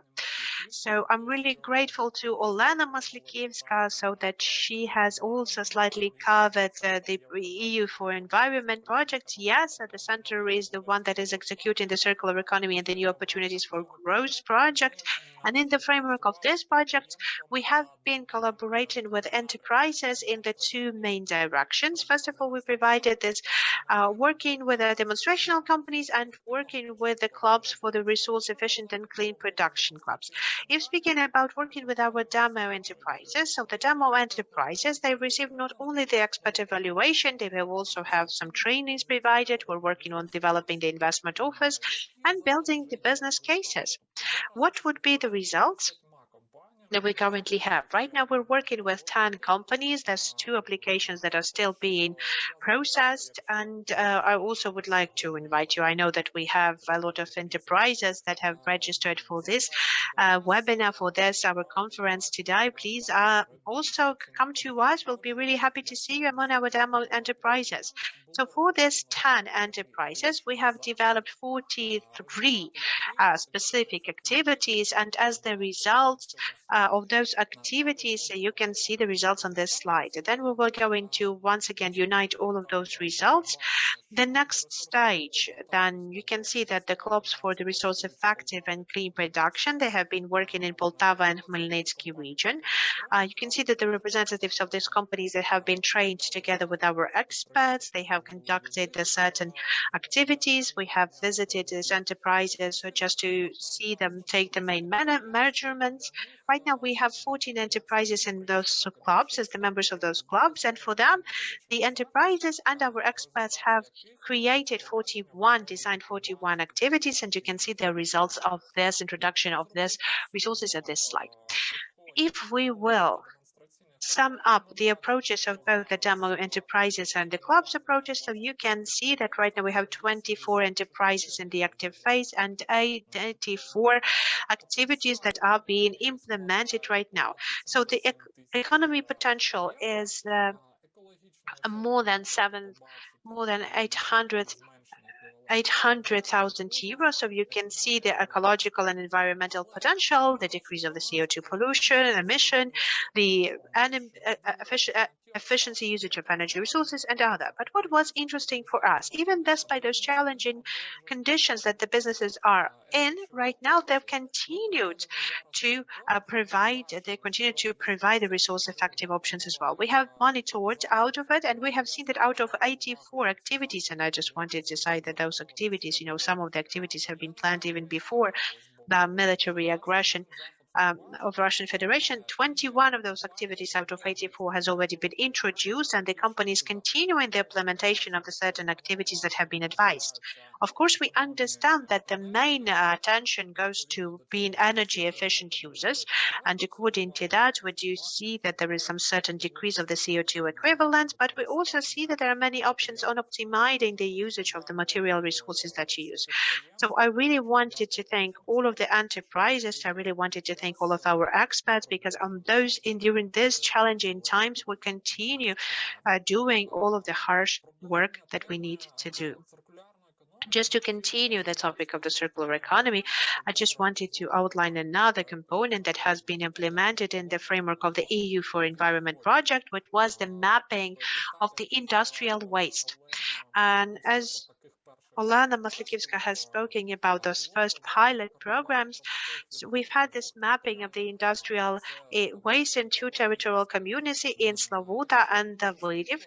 And just to give you very brief results, then mapping of the industrial waste is optimizing the resource streams so that they would meet the approaches of the circular economy.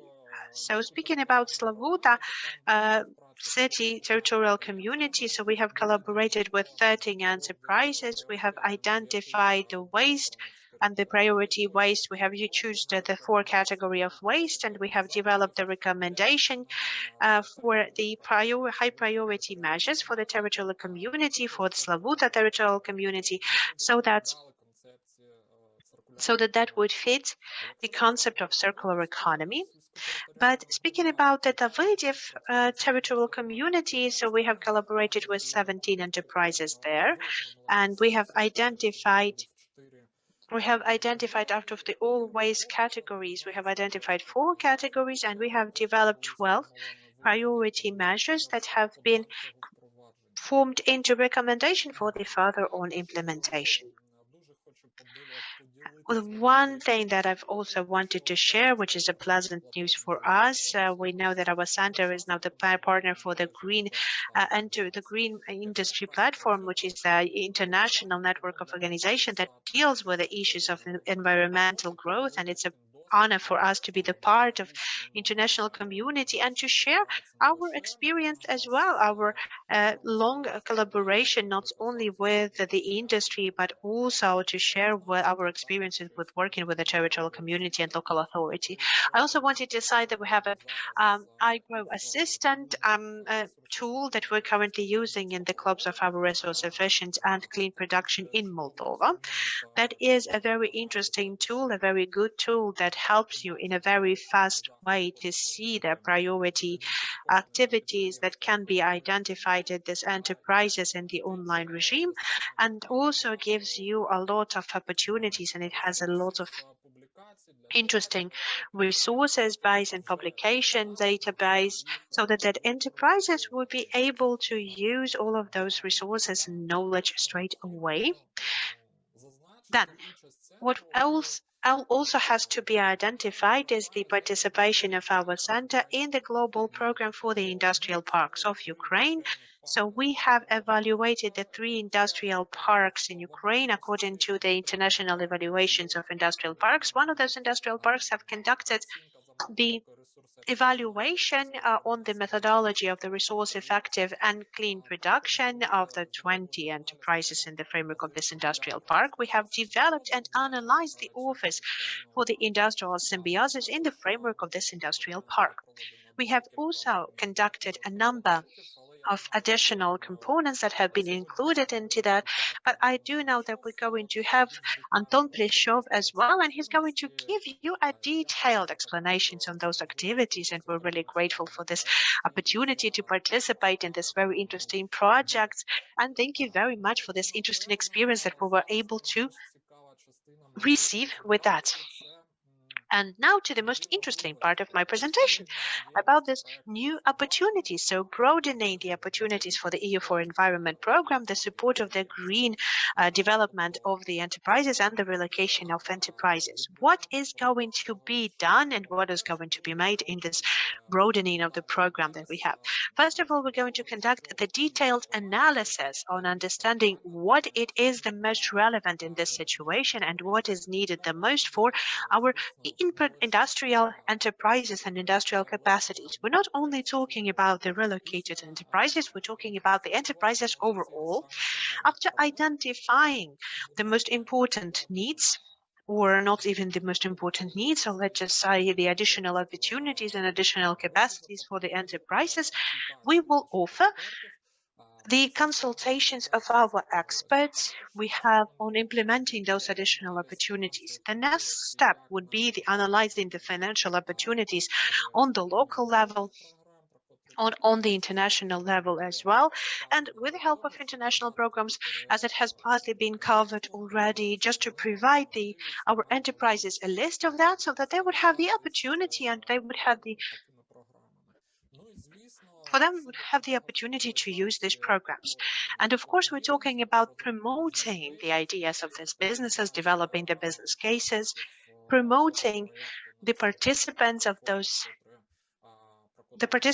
projects as all of those platforms, the platforms that I've also mentioned, the platforms that we have, all of the communication, using all of the communication platforms to promote our participants. Talking about the further on consultations, what would be the directions for the consulting work? First of all, the availability of resources and the resource provision, mapping of the suppliers, waste management, and including the bioharassment, biohazards, then the industrial symbiosis, which would be the very important part of it, and unfortunately the very relevant topic, readiness for the emergency situations. I know that we have among the registered enterprises here, please use this QR code, register with the participation of our program. We'll be happy to work with you. If you don't have this opportunity to go use our QR code right now, you will have all of my presentations and you see that there is a link for being registered, and I would like to invite you to use this link and to get registered for the participation of our program. That would be all from my side, from my presentation. I do hope that I've managed to go in the needed time framework, but if we'll have some questions, as I've already said, we'll have a separate Q&A section, and I will definitely happily answer the questions if you have any, or you can address me on the coordinates on this that you can see on this slide. You can contact me personally. So thank you very much. Have a good day and have a productive conference. Thank you very much, Yevhen. I do hope that you will stay with us till the end. I know that we're going to have some questions with you. I'm tracking the chat of our conference, and I see that we have at least 7 questions already, and all of our speakers have already provided the answers to those questions. Thank you very much for being so active, but please leave at least a couple of questions till the end of our Q&A session so that we could actually have a conversation, real conversation with a voice in the end. So if you have questions, just write it in the chat, or just leave it till the end for the Q&A session and think about who we would like to answer this question. For the further on UNIDO program development for the green restoration and the development of Ukraine for the future, starting from 2023-2027, I would like to invite Andriy Varfolomayev, who is the national specialist for the UN, for the UNIDO organization. Please, Andriy. Yes, thank you very much, Katerina, and today I'm going to present you with the UNIDO answers to the challenges that Ukraine has faced since February, and overall position of UNIDO for the green development of Ukraine and post-crisis development of Ukraine. As you all know that UNIDO, this is the UN Industrial Development Organization that is working on helping the countries to create in this sustainable industrial development, focusing on the small and medium enterprises. Ukraine has been working with UNIDO for a longer period of time, and right now we have 10 or even 11 projects acting right now. Продовжують працювати і навіть видозмінюють свою They have been continuing to work even under the military conditions, and they're continuing their activities to mark the challenges that Ukrainian industrial sector faces now. You can divide those projects into national and international. You can see that on the screen, and you can see that there are regional programs, EU4Environment, the one that is the host of our today's event partially. Also the program of industrial parks. I do see that you can see that in the framework of the national project, because many of those global programs have the national component, and this is the case of it, but my colleague will tell you more about that later on. And I've seen the question in the chat, so where should we go to with our innovative green ideas? So there would be the program that I would recommend you. That would be the Environmental Clean Innovation Program in Ukraine that has been working there, constantly working with startups, with different innovation pitchings that are working with the different green startups and enterprises. So if there's something that is interesting for you, please address them. And there's also the new programs that are being launched in Ukraine, the program of engaging the investments for broadening the innovative solutions, and we're talking about the private financial support. There's supporting the private support in this sector. I think that it will be also very interesting for Ukraine. And of course, next year we're going to start the program on the national level, the global program of innovations in the green chemistry. And I think that it will be very relevant for all of us. The Deputy Minister has also said that it's very important for Ukraine to have the chemical defense, and we're talking about also the limitation of the industrial use of the mercury and many other chemical components. So I think that this is a very relevant and really timely program for Ukraine. Speaking about working, UNIDO's work after the 24th of February, first of all, we started with analysis and consultations with our partner, with the government, on the further-on development of Ukraine and the aspects of the development of Ukraine that can be addressed. That has been the first stage of the so-called development program for the green recovery and the circular recovery of Ukraine.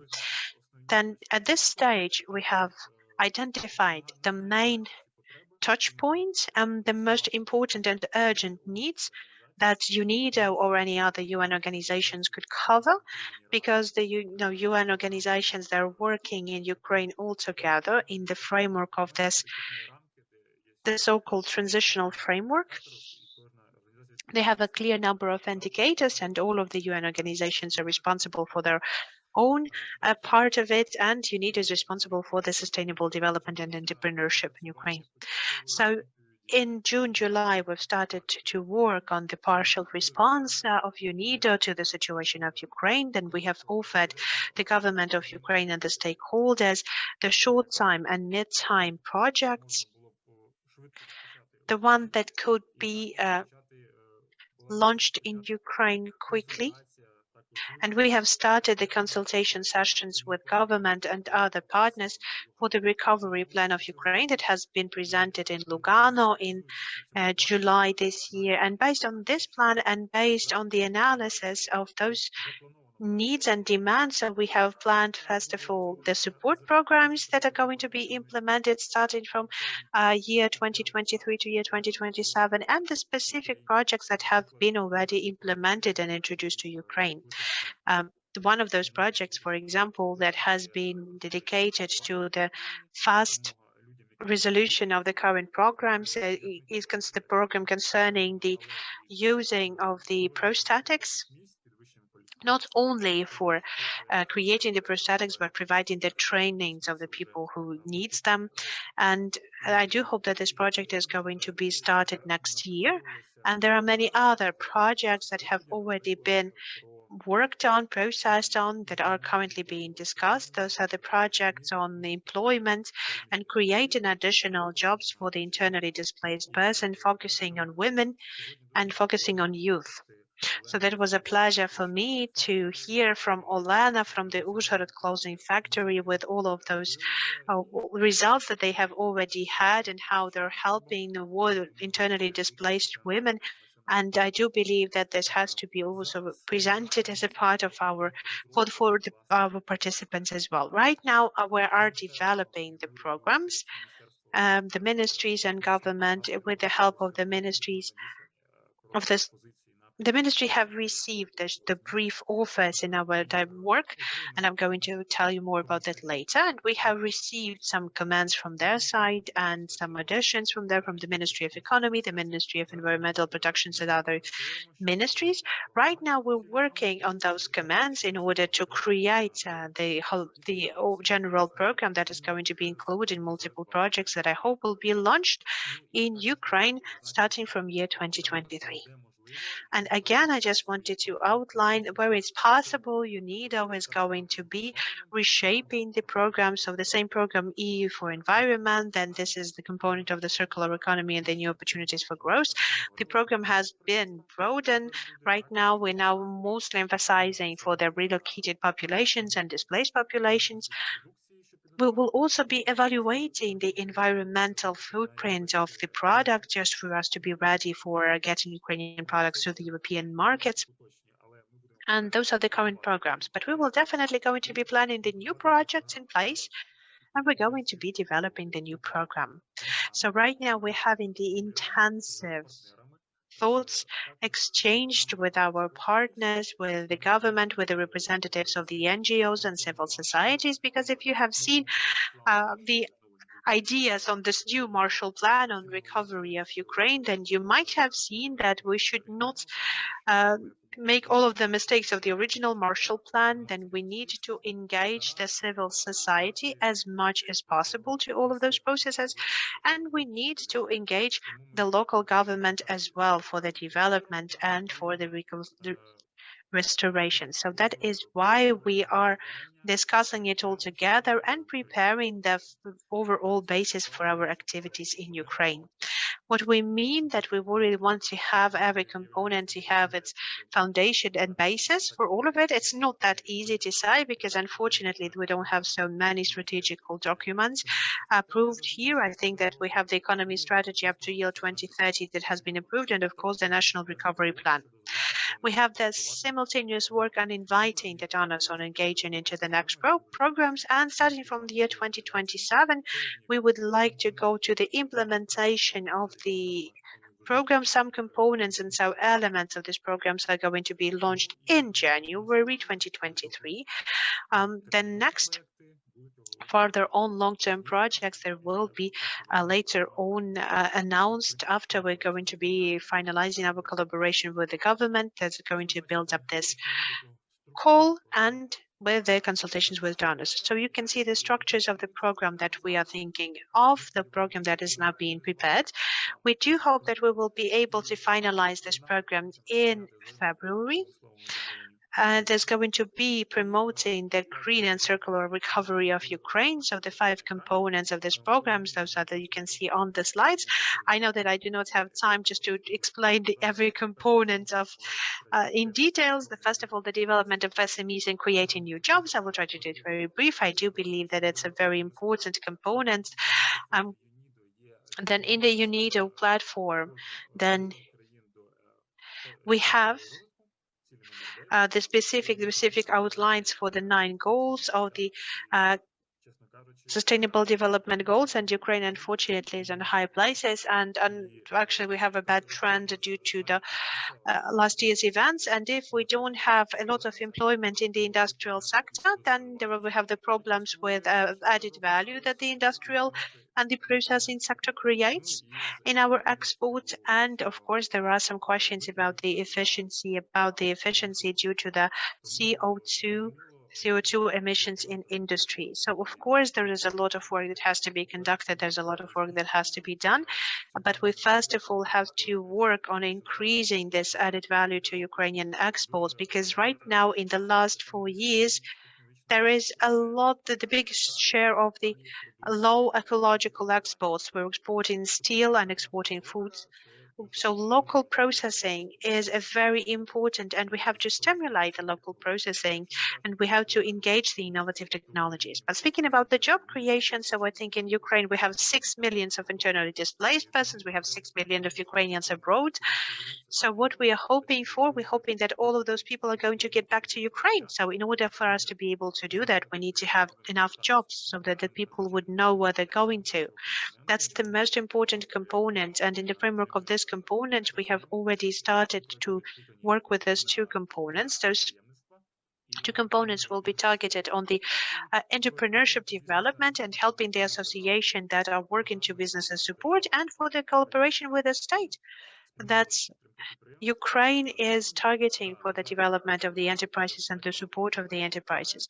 Yes, you have seen not all a lot of enterprises know about that, and not so many enterprises know about these programs of support, but we're trying to work best. The second component is the environmental protection, and the framework of this component, I'm not going to get here into details. I do believe that the whole conference is about that. We're all talking about the innovative approaches, for example, to waste management, and quite recently the Ministry of Environmental Protection has represented a map, the roadmap of the father-owned waste usage.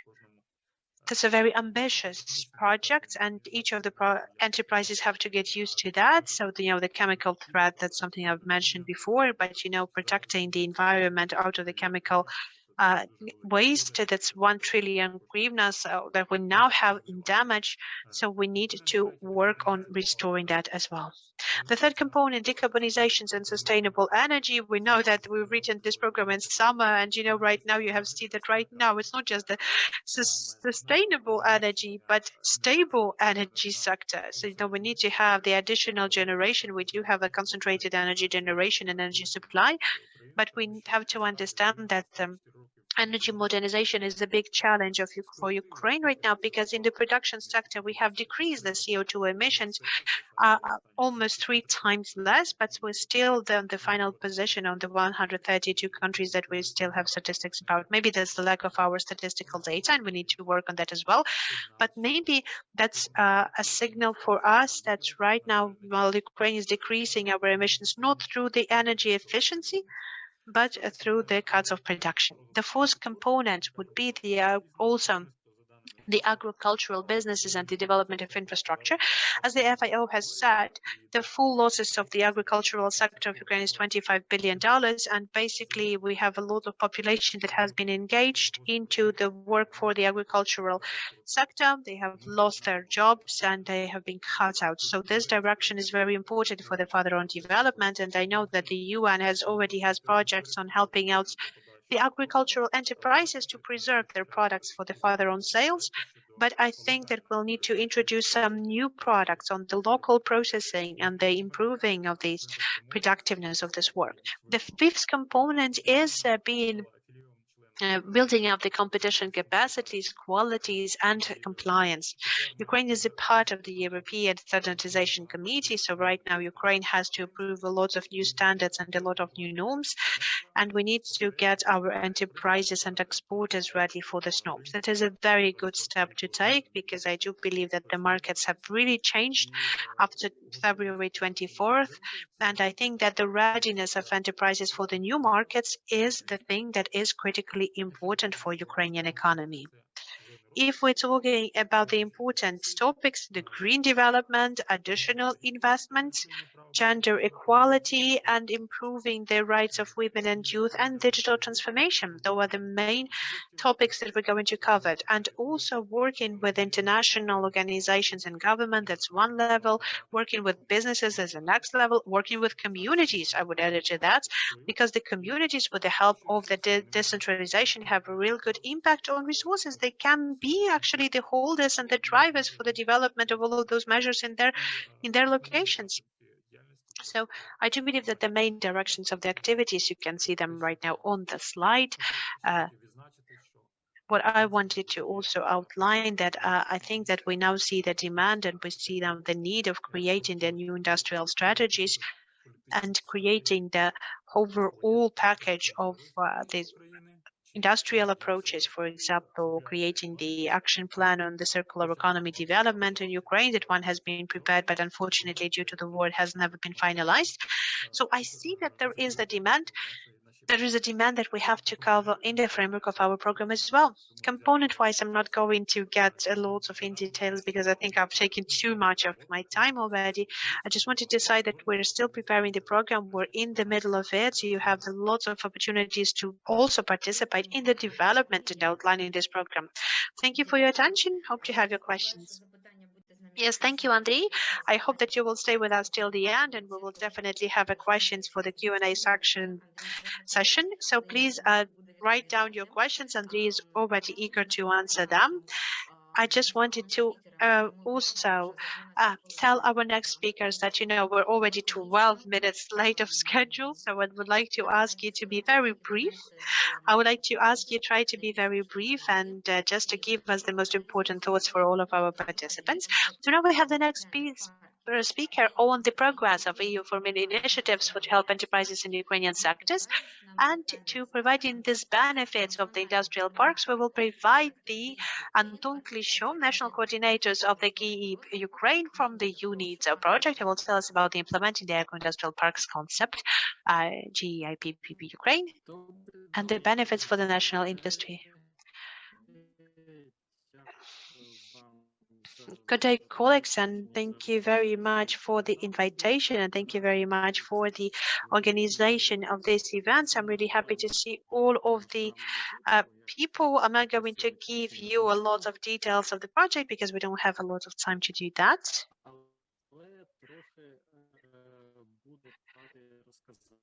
But I will try to give you a brief outline of that.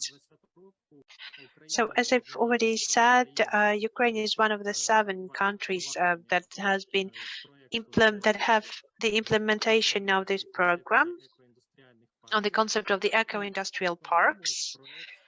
And basically, the project is made out of the 2 main components. So the first component is introducing the policies. And through the introduction of policies, there is the support for the international institutions. In our case, is firstly working with the Ministry of Economy of Ukraine in developing the policies for the eco-industrial parks, creating the intersectional work group that has been created in the very beginning of the year 2021. And through this mechanism, through this group, our team has been working on the development of the changes for the current legislation to introduce the concept of eco-industrial park into the Ukrainian regulation frame. The second component is collaboration with industrial parks and their renters, their renting enterprises. Right now, we have a close collaborations with the 5 selected industrial parks, and according to the UNIDO international framework. The main reason for this collaboration is to actually give them the model, supporting their change to eco-industrial model, supporting their changes, and we have also engaged the Resource Effective and Clean Production Center employees with that, providing the training for the managing employees of the companies and working on the new business strategies. I wanted to outline the main achievements of our project. We can outline that the eco-industrial concept has already been a part of the recovery strategy up till 2030 for Ukraine.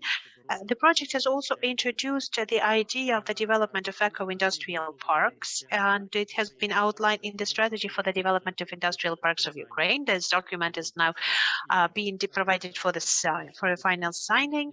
It now has been gone through the public discussions, and you can find it on the website of the Ministry of Economy of Ukraine. The project has also the consultation council to get the closer participation of the private sector as well. And if you would like to be the part of this discussion process, you can contact us. We will be really happy to get you as a part of our team. Right now in the chat, I'm going to send you the link for our website, and I hope that you can find the contacts of our team and the website, and you can also address us with your offers or questions if you have any. Also, what wanted to outline, there's 20 companies in the eco-industrial park that have already had the support for the Center of the Resource Effective and Clean Production, and all 20 companies will receive this consultational support in the year 2023. Maybe some of the people might say that conducting this kind of auditing is not right now important, but their colleagues, I can oppose you with that, because we do understand right now what are the conditions that we're going through, and we understand that the companies are on the brim of their survival, because the constant blackouts, the increase of the cost for the energy, it causes the idea that the companies either go bankrupt or either being closed. So finding the new opportunities of cutting down your resource consumption that will cut out the cost of the products is very important for many companies. Moreover, we're now developing the policy. We're working on the policy development as well, together with the resource effective centers and with other colleagues and international experts. We have now already worked on some changes of the Ukrainian legislation. And I just wanted to say that we have introduced the plan of the industrial parks that has been approved by our intersectional governmental group on development and implementing the eco-industrial parks policies in Ukraine.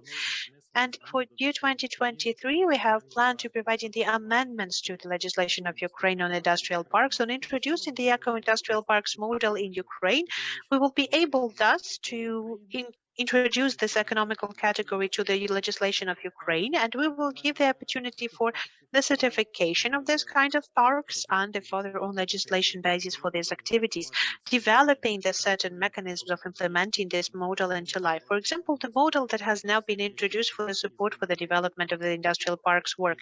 So there were changes to the customs code or changes to the fiscal codes, so on and so forth. We're also working on developing and supporting the managing companies for the industrial parks and their rent takers. I wanted to say that we are conducting this work constantly, and even in these harsh times, we continue in the work with these companies, and even out of these figures, you can see the result for the year 2022. I do hope that the year 2023 would give us more opportunities in working with different companies, and I do hope that year 2023 gives the opportunity for our economy to have this needed leap for the further on development. For example, among the main indicators, what I wanted to outline is that we're working with a synergy on different projects as well. And very interesting case in this understanding would be engaging investments from a different UNIDO projects that has been financed by GEIPP, and we have already had an investment of $35,000, $115,000 have been booked for the next year as well, just to increase the awareness of introducing the energy management systems in the industry of Ukraine. Also, we have included into this cost, we have included the finances for providing each of the companies that is currently being engaged in those trainings on implementing the certain energy efficient solutions, and providing $5,000 to each of the companies for the certification procedures if they will successfully complete the trainings that will be provided up till March 2023. One thing that I wanted to say as well to prove my words, that that for all of the businesses, even under this challenging times, it is very interesting to introduce the eco-industrial parks and the resource-effective and clean production. I would like to say that up till 20 companies this year have invested almost $100,000 on activities on research on improving the resource effectiveness, and 32 out of this 32 out of these 142 activities have been implemented in the year 2022. Our team is right now working on the final amendments to this online training of introducing the eco-industrial parks concept. The course will be available in Ukrainian, and it will be available in Ukrainian language on the UNIDO website. And you can see this link in the chat, so you can see the very same news announced as soon as this training will be available in Ukrainian for our national stakeholders. You will see that announced on our website. Wanted to outline the economical and environmental aspect on introducing the new technologies measures. You know that none of a single company is going to invest today if they will not see the economical effect out of that. So that's why our team, the team of our colleagues that have been collaborating with us, we're always trying to find the best offers and provide the best offers that will be good in return and that will be fully that the ROI will fully be provided in 2 years. So that is why the companies that are introducing these solutions, they know they do see the return of their investment. They see they see how these technological solutions that have been offered will help them to improve their incomes. That's all for my main presentations. There's one thing that I wanted to add from my side as well. What would be the main differences from the eco-industrial parks from the resource-effective and clean production concept? We're talking about the scale that is different. When we're talking about the resource-efficient and clean production concept, we're talking about introducing this concept to every specific enterprise. When we are talking about the eco-industrial parks, what we mean is that we're speaking about the business model. When the managing companies for the industrial park would locate in these territories the enterprises and providing them the opportunity to collaborate together and manage this collaboration in a way that the waste of one enterprise can be the main material for the production of the other enterprise.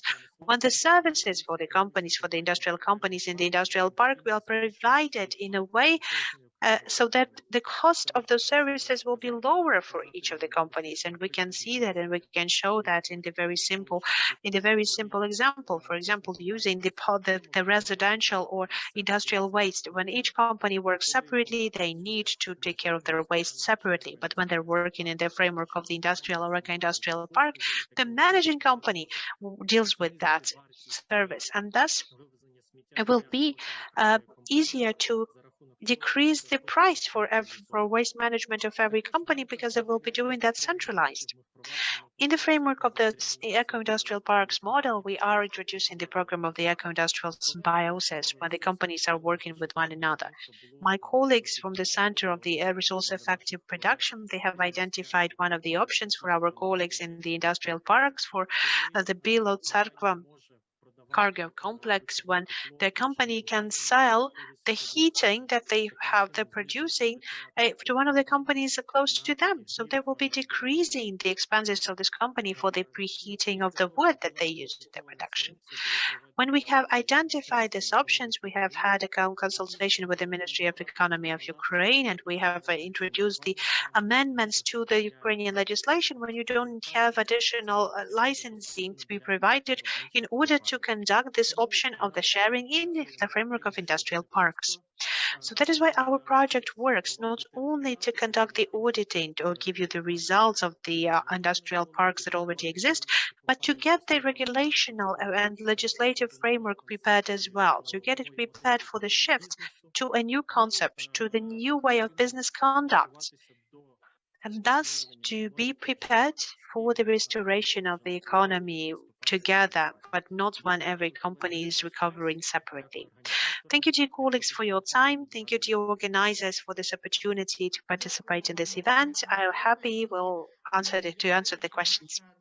Yes, thank you, Anton. I see that your presentations have already heated up the interest for our participants, and have already got our participants ready. We have a question from Andrei Solovyov, but if you will stay with us till the end of the conference, I will be really happy that if you will give us the opportunity to answer this question in details, and you can see this question in the chat and you can get ready to answering this question. Thank you.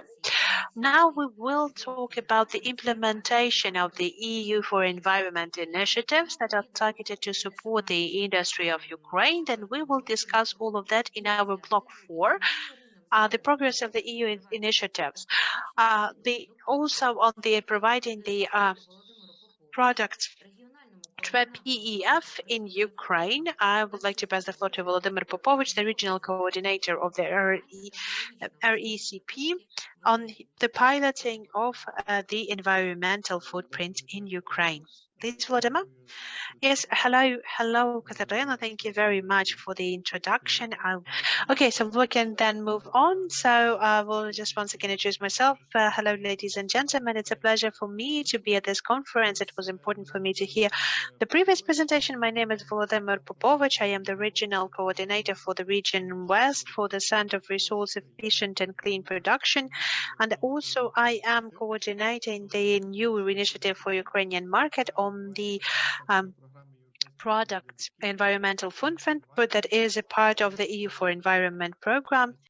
So basically, the environmental footprint of the product, that is the indicator of the service or product that is identified based on the life cycle of the product. And basically, the data on the environmental footprint, they will give us the opportunity to minimize the impact on environment, understanding the full supply chain. So starting with a very specific the origins of the material and the final stages of the usage and managing the waste. So basically, the environmental footprint of the product is recommended by the EU tool that is based on the life cycle of the project or a product or a service, and will help you to outline the impact for the environment. In order to do that, there is the modeling that is being conducted for the overall flow and synergies, and the supply chain is analyzed as well in order to be clearly underlining and understanding the overall scope of the waste that is connected to the production. So you can see there's a lot of indicators that have to be conducted, and you can see the labeling that exists right now. But in order for the products to be environmental friendly and to receive those labeling, you'll need to have the methodology that will prove your environmental security in the framework of your product sector. In the European Union alone, there is around 230 different ecological environmental labeling that are covering the different questions: deforestation, biodiversity, the circular of economy and resource efficient usage, and the decrease of the CO2 pollution labeling. There's 400 different eco-labeling all around the world that are different in types, different in the information that they coverage and how they can be used in different countries all over the world, and different in the programs and the methodologies of verification of this labeling. What are the benefits? What are the benefits that are provided for the environmental footprint and for the economy of enterprises overall? The PEF actually gives the enterprises the opportunity to improve the sustainability of their supply chain. And the PEF can give you the important information on analyzing the specific ingredients or the processing stages or the life cycle stages for the products in different stages of the production. So this is a very good starting point for decreasing the environmental impact, for example, by rethinking the design of the processes or creating the closed recycle usage sectors or providing the new opportunity to use your waste. So actually you providing the recycle methodologies into your production. So to be the more environmental friendly producer, especially on this highly dynamic and highly competitive markets, like for example, the European market, it can give you additional benefits and additional advantages to your companies that will give you the better business connection and giving you a better opportunity to introduce the better growth opportunities. The research and the PEF gives you a lot of new opportunities, but also gives you a lot of data sets and the impact indicators and additional calculation methodologies, but it also gives you the general outlines for the product groups, so that the company would have the opportunity to benchmark their process overall in the freedom of their product in the specific category or sector. And for them, the enterprises, they can evaluate their environmental indicators. They can compare it with their competitors. So basically, they can use this benchmarking for both European and national market. And this benchmarking is a very good stimulus for improving your reputation and creating this new conditions for the environmental friendly products that would have the best of demand in the everyday life and everyday use of your users and clients. Now I will briefly introduce you with our activities in the framework of this initiative. So our activities in the framework of the PEF initiative that has started with an online event that we have also conducted, and you can see right now that there is a screenshot of on how this webinar has been held. So we have informed on the benefits of the PEF for the industrial enterprises. You can see that there is also a link for our our YouTube channel, so you can see the webinar there, and you can see there is an information on the other activities of our center as well. And even despite the harsh times that we're going through, we had 115 representatives of the national organizations and enterprises, local authorities, different departments, business associations, non-governmental organizations of Ukraine, and other stakeholders. Full continuation to this event has been the trainers training. We had the 3 online trainings for the trainers that we have conducted, and we had under the overall title of the detailed studying of the PEF methodology. But it has also been built on learning this overall life cycle and PEF methodology. Each of the trainings has a very specific title, and you can see that on the slide. And they're covered the specific scale of quite technical information, but I think very useful for Ukrainian professionals. You can see overall what would be the benefits for the small and medium enterprises to participate in this kind of events and working on the PEF overall. First of all, we're saying that this is the opportunity to have a way to the European Union markets, to building your capacities of exporting to the European Union countries, and to working on your export potential, of improving the image of your enterprises, improving your supply chain that might be complicated right now as well. But those challenges can be then shifted to additional opportunities.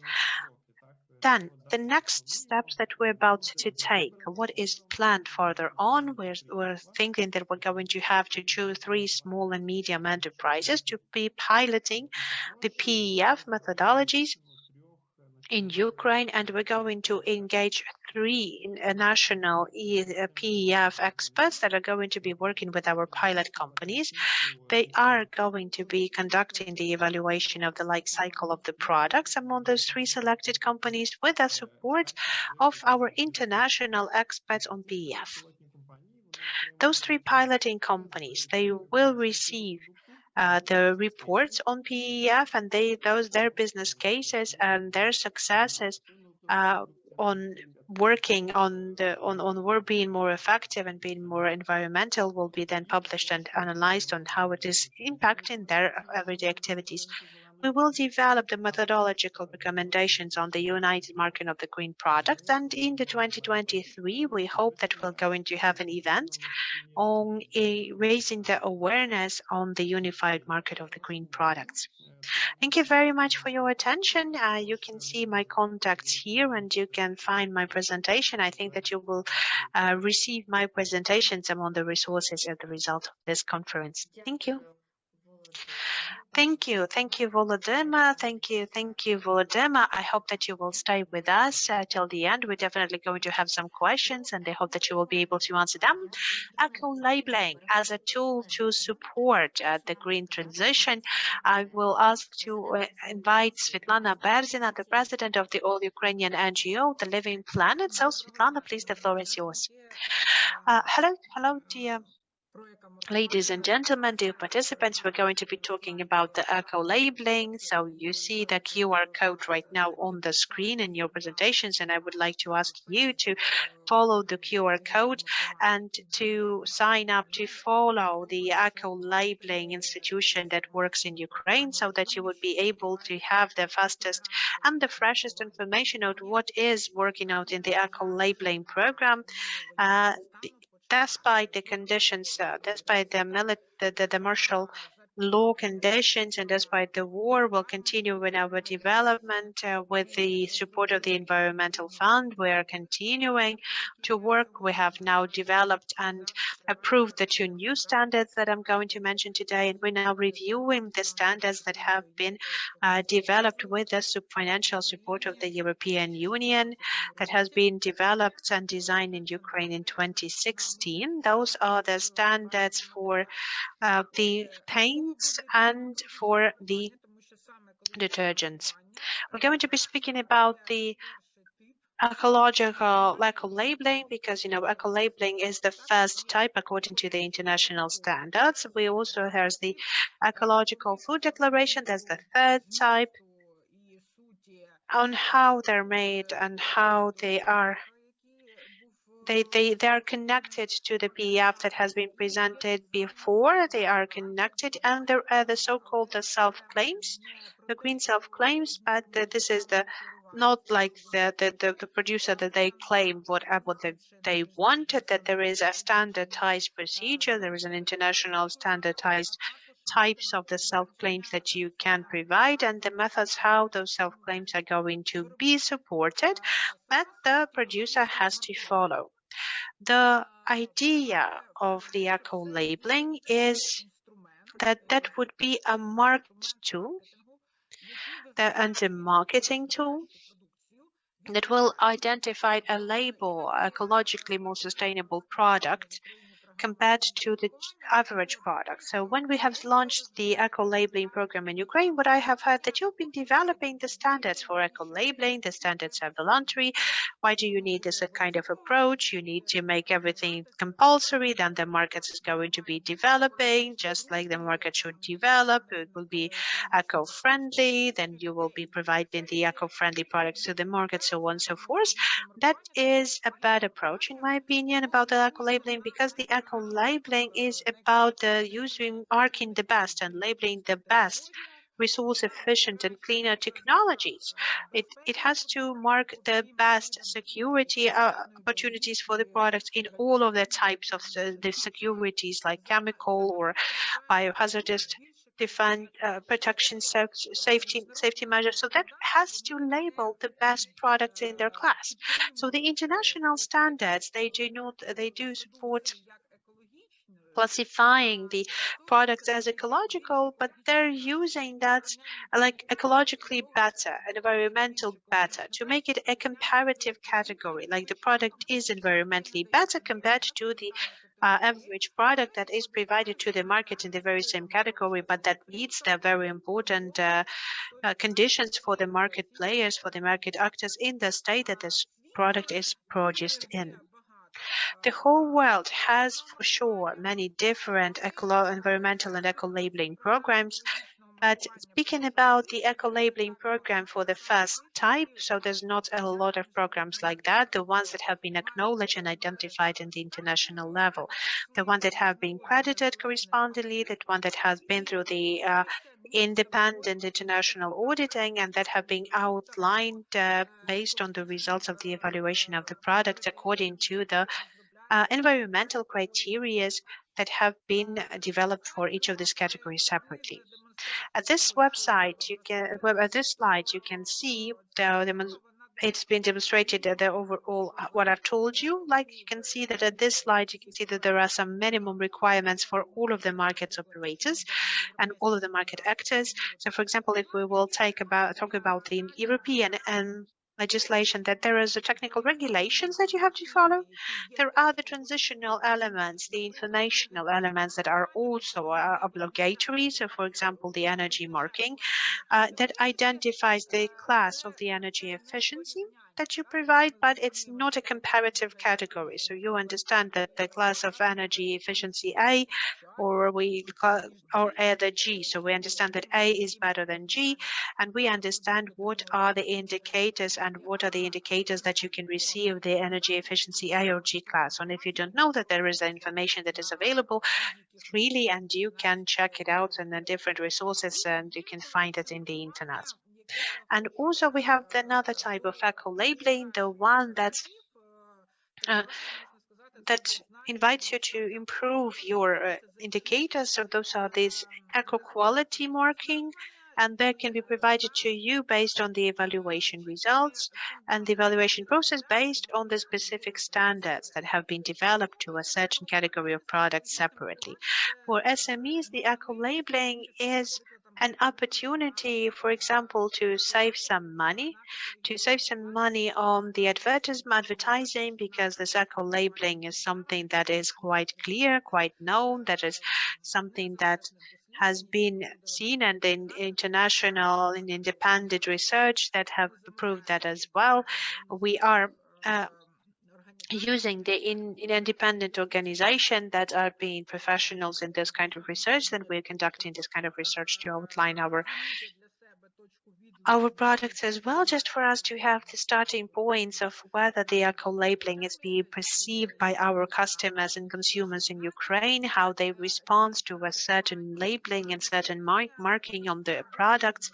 And as of now, at least the pre-war time, talking about the year 2021, when we have conducted this kind of research, and we have commissioned this kind of research for the marketing department for the Kiev National Trade University, when we have seen that there were 35% of the customers, they understand this labeling and they acknowledge this labeling and they understand what it means at certain products. The eco-labeling that is used properly, that is used according to the standards and according to the requirements, is also one of the ways us to work against the greenwashing. At this slide, you can see the elements of greenwashing. And you can see that there might be using the specific labeling that's the producer uses. For example, they can use some kind of a declarative notions or creating some kind of suggestive labeling. There are some organizations that can provide the certification when they're not authorized to do that. So basically, they're giving you just a piece of paper. This is just giving you a piece of paper that can state whatever that is, but they're not authorized to do that. So there are many different fraudulent approaches of how that can be done. And we, of course, understand that some fraudulent approaches can be seen in the market, unfortunately, in our market, and unfortunately in the markets of the other states as well, because the greenwashing, you can understand, it's an international process that can actually be seen all over the world. We are fighting this, we're fighting this, and one of the main tasks for the European Green Deal is also fighting the greenwashing. That's something that has been very clearly outlined there. At this slide, you can see that there's a test that has been developed by our experts. That's a very interesting test for all of the customers. So I would like to advise you, if you will have this opportunity after our conference, if you will have this desire to conduct this test and to just know for yourself as a customer, as a consumer, what do you know about the eco-labeling? How do you use it? And whether you understand it clearly, whether you know the differences between the different types of eco-labeling. A couple of words about the first type of eco-labeling. We have to understand that there's eco-labeling that has been identified by the international standard system, the ISO 14024. So this is the one that identifies the methods and the principles of eco-labeling that marks the main ecological environmental benefit of the product that has been based on the life cycle analysis methods. So in the framework, that is just the same, it's like the PEF method. So the eco-labeling is just the same. We're using the life cycle evaluation, but it's not just about the indicators of the product. The indicator has been evaluated according to the specific criteria that have been outlined by the standards to the specific category of the product. The standard has been developed based on the evaluation of the best available technologies and based on the market analysis.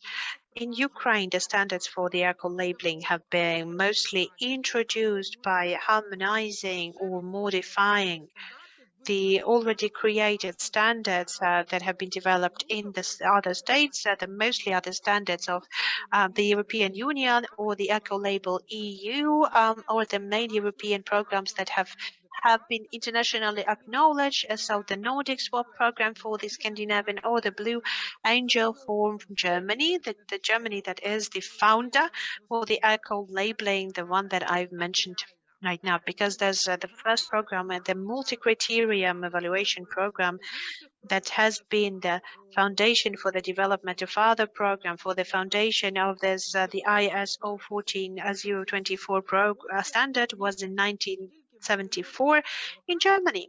And only in the 90s, the additional programs have started to be developed and created, and in 1998, the first international standard on eco-labeling has been approved, the ISO 14024, because the standard has been reviewed a couple of times, and right now we have an updated edition of it in 2018. So, the standards are the documents that can be reviewed dynamically due to the development of environment and industrial, understanding the industrial progress,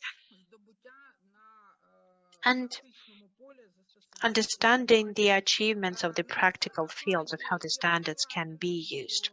At the slide, you can see the link to a video, and this is an informational video that might give you a better understanding of what is the connection between the eco-labeling of the first type with the life cycle of the product, what it is, how it can be used, and why it is important, why it's better to have the eco-labeling than without it. I would like to advise you to take a look at that, and we'll give you the link into the chat by the end of my presentation. Another point for us important to understand that the evaluation is conducted according to very specific ecological standard to a very specific category of product.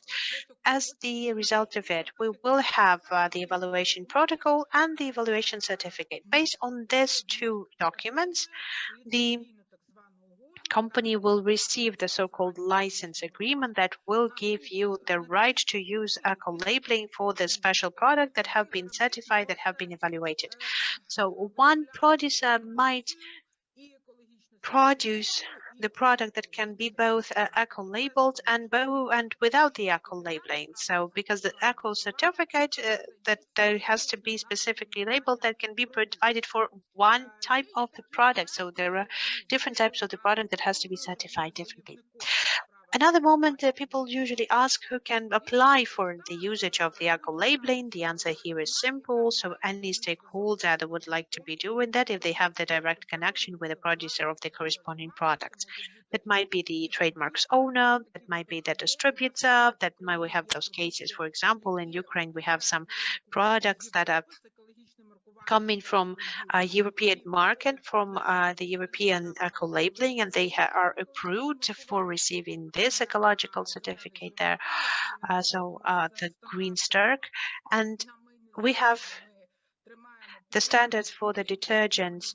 We have 100% of complementation with the standards of the European Union standards. With that, we even have the cases when our experts have seen that there have been violations of the protocols in the European colleagues for this standard. So they have seen the mistakes that have been improved later on. So we have a very thorough control on that, and the body that provides you the opportunity to use this labeling, they have both international and national accreditation. At this slide, you can see how the eco-labeling labeling is being provided to the packaging. So you can see that this eco packaging can be used for this advertising during the advertising products. You can see that it can be then communicated through the different channels of the sellers, of the producers. You can use it in the internet shops and social medias to promote your product. So you can use it for promotion widely. And basically, it all should be included into the communicational strategy of producers or distributors who are working with the with the selling of the products. Also, in our retail networks, there are some initiatives that outline outline specifically the eco-labeled products. So we have started to implement the project that was slightly postponed due to the martial law, but those time that already that we have the collaboration with the epicenter. They have a separate landing on the website of their retail network on the different eco labeling that they're using. There's different educational videos, so you can follow the specific online course for the personnel working in the shops, just to provide the outlining for to provide the explanation for the eco labeling of the products presented in the market. On the food products, there is an important moment of the eco-labeling, that the eco-labeling should not hint that this product is organic. So there is a difference between the organic products and the environmental friendly products. Those different certification models, and they exist in the framework of their own documents and framework documents. And in this example on the website, you can see how the eco-labeling is used on the plant-based oil. The eco-labeling as a logo, this is one of the categories of eco-label. So that is a statement of environmental benefits on the characteristics of the product that can be used in the advertisement. To use it as an environmental statement, it has to be also approved by the specific institution to avoid greenwashing, so that it would not mislead the customer. So this is something that will be provided by the evaluation body during the certification. Yes, I'm already closing up already. So you can see that I'm also demonstrating some of the benefits. For example, for the detergent, so you can see that there is a specific requirements and specific goals. So when we're saying that not using the phosphates, that doesn't mean that this detergent is eco-friendly, because they might have some other components that have a better part of the pollution that are impacting the environment in a worser way, that might be damaging the water systems as well. So the eco standards, the eco labeling gives the opportunity to take a deeper look at all of the products and to improve the characteristics of the product better. So you can see at this scheme, you can see that there is an indicators on But you can see that on this ecological labeling, on the first table, the second table, those are the technical regulations indicators. So you can see that there is an improvement of all of the indicators according to the standards.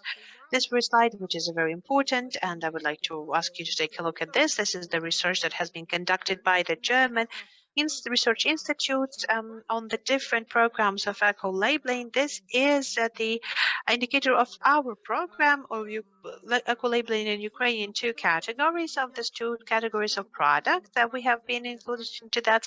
In what way the eco-labeling stops the environmental pollution. So this is calculated for this amount of product that has been certified, and in that amount that has been introduced to the market at that moment of time, and that was the research of 2019. And I'm also going through the different slides. Those are more of the informational slides. We have developed it for the school children, just to have them the program on eco-labeling, what eco-labeling means. The presentation will be provided to you, so I think that you will be able to take a look at that. And just a half a minute more of how the state has been using the eco-labeling in the public procurement system. So the updated law on the public procurement has given us the opportunity opportunity for the customers to also identify the eco standards, eco-labeling when procuring certain services or goods, to outline the environmental characteristics of the product. So the products that does not meet the requirements of certain requirements, if they're used in the prerequisites of procurement, they can be denied, or the client can use it in the non-price criteria, then this product will have the price benefit. So in details how that works, we have a separate webinar for that, and I'm going to provide you the link for that as well, and we'll send it to you in the chat. We've had it in the framework of our program, and you will be able to re-watch that in more details. What has been important as well, that the eco-labeling should be used in the legislative basis, and the right to use that should be provided by the authorized institution, and that can be only the institution that has been authorized and accredited correspondingly. Eco-labeling is also a part of the state environmental policy, and you might see that on the website of the Ministry of Environmental Protection. They have a separate chapter on eco-labeling, and also the development of the green products market and the usage of the eco-labeling is one of the tasks for the European Green Deal, and these components have also been supported by the EU4Environment. Thank you for your attention. That's all from my side. Thank you, Svetlana. Thank you, Svetlana. I do hope that you'll stay with us for the questions, because the Q&A session starts now, and now all of our participants can participate in this section. We have seen that there has lots of discussions that have been held in the chat, but we would like to ask you also to take the floor and have the opportunity for your comments. You can ask a question, comment, participate in discussion, and you can do that right now. I see that we do not have unanswered questions in the chat, so we had around 15 questions that have been answered asked and answered in the chat. So I would like to ask you, dear speakers, to raise your hands in Zoom and to ask your questions directly in the voice, and please address your questions to the specific speakers. Vyacheslav, you wanted to say something? Yes, I have a question to Tatiana Chernyavska, if I may, if she's with us. Yes, I can see her. Yes, Tatiana, in what way, for you, as for the coordinator of the program, how would you evaluate, first of all, the level of interest and the successfulness of the Ukrainian businesses, the level of success, level of interest, and the level of success of Ukrainian enterprises in going to better environmental production? I do see that there are some enterprises that might be interested in that, in becoming more eco-friendly, but there are some reasons why they're not able to work on that. But on the other side, there are the enterprises that are already successful in going more ecologically friendly. Can you give us a couple of words on that? Really not maybe the best person to speak about Ukrainian enterprises in particular, because we have a team which is represented by the Resource Efficient Internal Production Center, who are in daily correspondence and in daily exchange with enterprises and with representatives of those enterprises. But I would still allow my humble opinion to be mentioned here. We noticed that, yes, there are a lot of difficulties which the enterprises faced in general, and there are all those issues which are continuously faced by businesses, and that is particularly possible to learn from our surveys, which we had during monitoring of results from EAP green companies. I'm referring to another program, regional program, which was organized, and that program, which was completed in 2017, there we had over 50 enterprises engaged in RECP assessments or RECP clubs. And in the course of EU4Environment program, we wanted to see how those enterprises are implementing the recommendations and the proposals which were provided.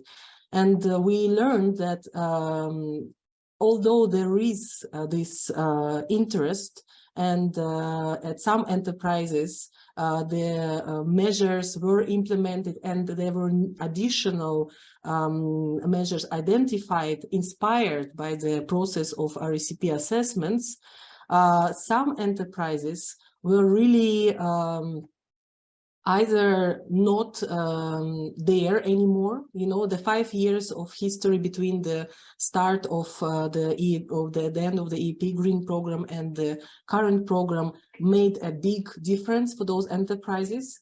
And this is not about the interest or its absence. It's about the economic situation, about the changes and the real challenges that those businesses are facing. Some enterprises underwent some particular changes with regards to their acquisition or their change of ownership. So that was an important element for us to analyze. So to address your question, I can say that the interest is there, and I would call our team and Andriy in particular as a national coordinator of both programs in historical perspective, so to say, to confirm that or contradict to my opinion. So the interest is there. Speaking about the success, we can say that success rate of implementation is up to 50%, but it really depends on many aspects, not only related to environmental or ecological aspects of those companies and their performance.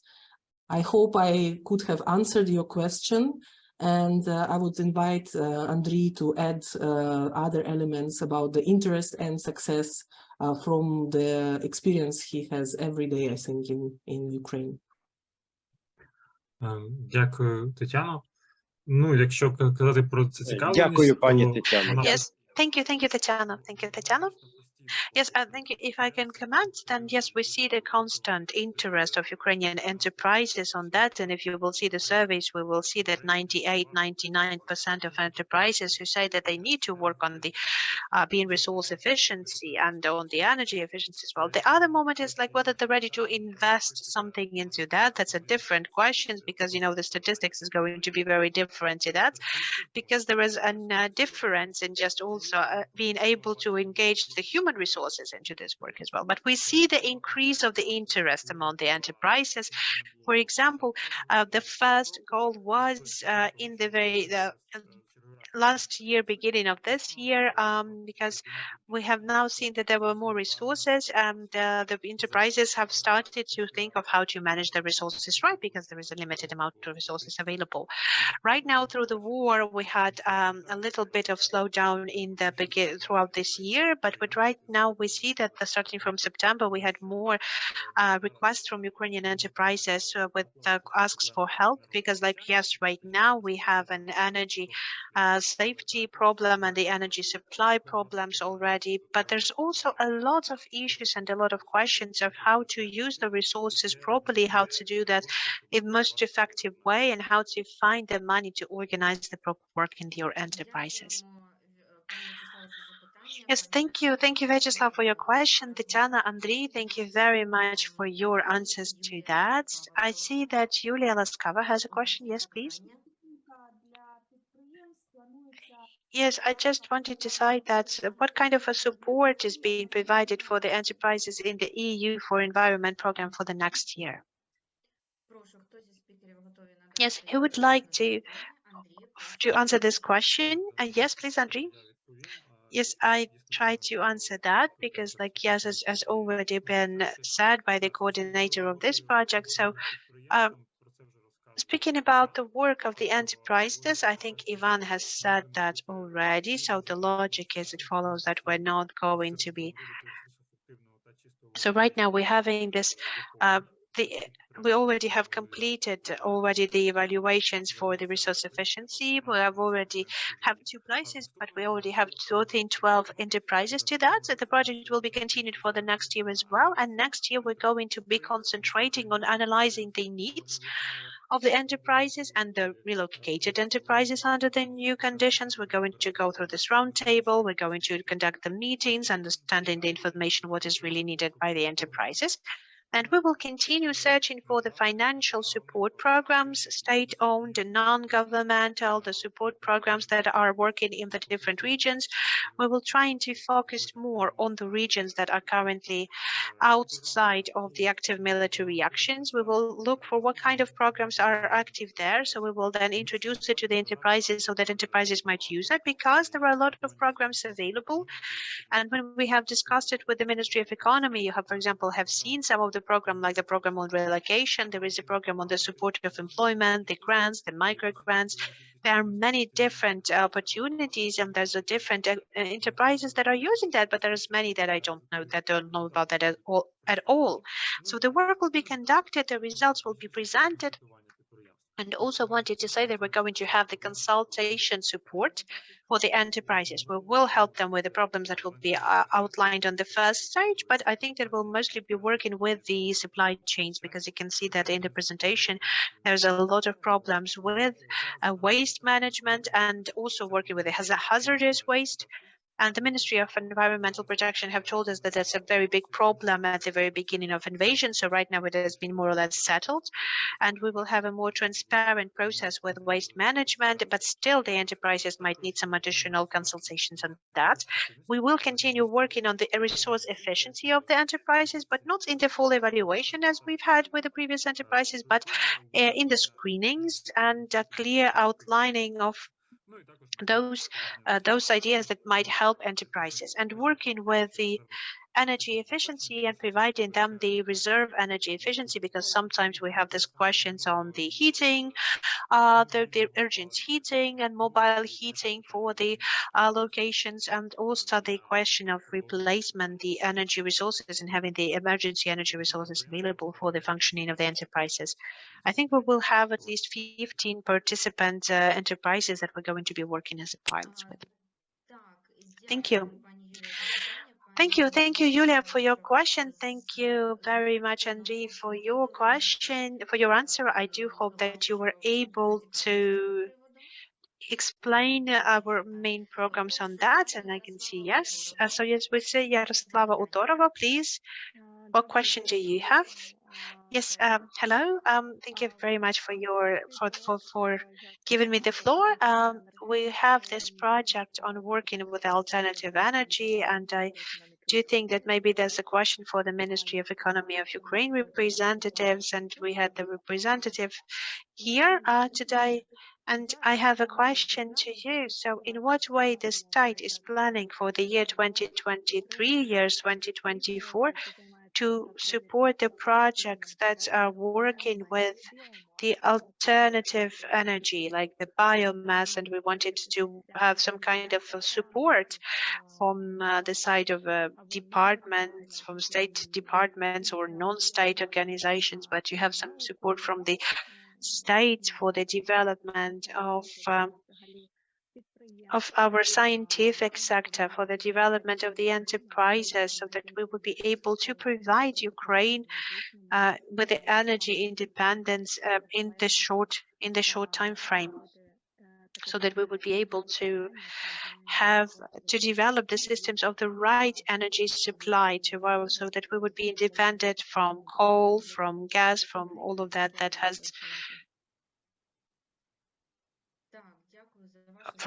caused us this conflict and this big trouble. Yes, thank you very much for this question. I don't know if we have the representatives of the Ministry of Economy who stayed with us. You wanted to ask the representatives of the government, the representatives of the Ministry of Economy. Yes, I think that will be the most relevant question for them, because it's a big project and we do need the state support. But if there are some private support that is also available for the development of that, it would be the great value as well.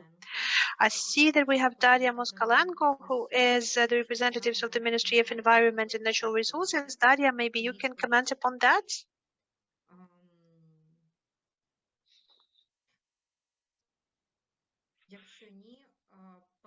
If we don't have, then we are trying to get someone from the Ministry. Andriy, maybe you will comment. Yes, I think that Daria will not be able to answer this question. She's coming from a different ministry. So when we're talking about the scientific projects, then I think there's the Ministry of Science and Education, because they're responsible for that. But there's one thing that I wanted to outline then. If we're talking, because, I've presented you the UNIDO program today, and one of the parts of it was the sustainable energy as well, and the decarbonization of the industry. So in our case, we're mostly talking about working in the pilot with enterprises and working with enterprises directly. Speaking about the scientific research, if that's what you're working with, then I think that you should consider the different components of our program as well. I think that there is the Horizon program that is also supported by the European Union. There is this decarbonization direction as well, and Ukrainian scientific institutions have been participating in the Horizon program very successfully. And I know that scientifically they're working with that. So I think that it's not a new thing for you, maybe, but on our behalf, I just wanted to say that we have this work conducted from UNIDO side as well. We already have the active projects on innovation and startups, and if you have already the technology that is ready to be implemented, I do believe that our projects can also help you to engage the financial support for the further on development. Yes, thank you very much, Andriy. Yaroslavo, I think that you have received the answer to your question, but still, let us know. We will have also the courses on how we can conduct the educational activity and stuff. Please, Alexander Chudnenko, your question, and if try to also tell us who you're addressing your question to. Could I, the first thing that I wanted to have a general question and to the Deputy Ministry of Environmental Protection, because he also asked us to have it as an open forum, and I have an offer to Andriy Varfolomeev. So we have an event that is dedicated to the circular economy. And the question is how we can receive the secondary resources out of waste is a part of all of this cycle. And unfortunately, as of now, Ukrainian legislation does not support taking using the waste as a new materials, because there are cheaper natural resources.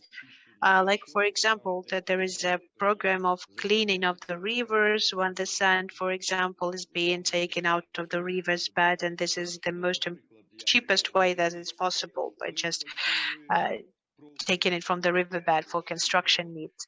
We have heard in this project in Hostomel that there is a program that works on the further on usage of the debris that has been created after the shelling of the airport. But we do understand that all of that is going to be much more expensive than the natural resources available. I have a question to the Deputy Minister. What would be the legislative initiatives as of now being introduced to stimulate the usage of the recycled materials and receiving the secondary base materials from waste, and to further on usage it according to the circular economy in the production? So that was the first question. And there is an offer and maybe a request to Andriy Varfolomeev on having this experience or having some advice or utilizing the international experience on introducing certain what kind of legislation we need to introduce to receive the secondary, to be able to work with the secondary materials according to the cycle economy principles. Thank you, Alexander. I think that we don't have the Deputy Minister with us, so I don't know if there would be someone who would like to answer to this question. Then we noted your question, and we will pass it to Mr. Fedorenko. We will try to contact him after our event, and we will provide you the answer in writing. Yes, thank you. But yes, Andrei is already ready to answer your question. Yes. Yes, so there was both an offer and request. Yes, just like in a couple of words, because I know that we already we don't have the time of the cheap resources anymore, and we're not going to have the cheap resources in our country as well. Speaking about the labor resources as well. Speaking about the legislative changes, they have already been introduced. On the 8th of December, there was an action plan that has been introduced on the change of the order of waste management in Ukraine, and there was also mentioned about the secondary products. We have the change of the waste categories, and so basically all of the things that are of the debris, the industrial waste that will be the high priority for recycling, and that's what have been outlined for the short term and the long term. I will give you the link, and you can read through the changes in the legislation. And on the projects in Hostomel, so yes, this already been launched by the European Commission and the UN. They have the project for Kharkiv and Mykolaiv. And we're also speaking about the energy, improving the energy efficiency of the cities, and for the resource effective usage of this debris as the additional secondary materials. So that will be definitely on building our city better than they were. That's one of those moments of these programs, and I do hope that, like, together with the work on the results of the Hostomel project, that's something that we will use further on. Yes, and can I add up to that a little bit, because like the representatives of the Ministry of Environment, yes, Andrea Varfoloviou has said, like, thank you very much for helping us with this answer. On the 8th of December, we have presented the roadmap of waste, and they have been presented by our minister and the head of the Department of the Digital Transformation. There were the 3 presentations that have been provided, and if you would be interested in that Andrei has sent you the link. There are 3 presentations on how the reform of the resource and waste management is going to be conducted. I do believe that you will be able to find the answers to your questions there. Thank you for your attention. Can I add up to that?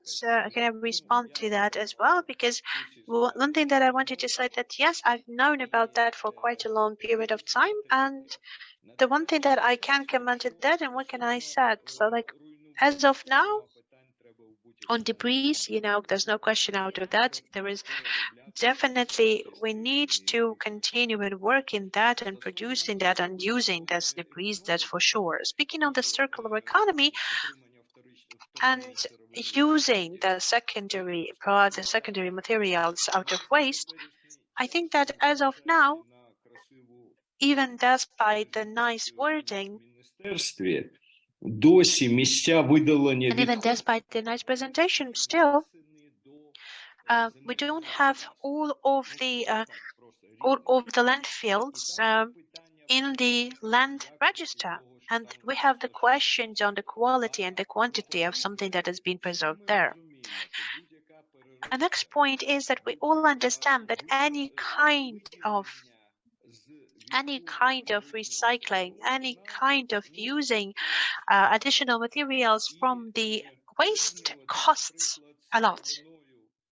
And to compare it with, for example, the components of the construction that's are 70% of the sand that you can just have by cleaning some kind of the waterbed, it's not comparable. It's not comparable without the legislative acts that will stimulate the usage of the secondary components. We do not have it.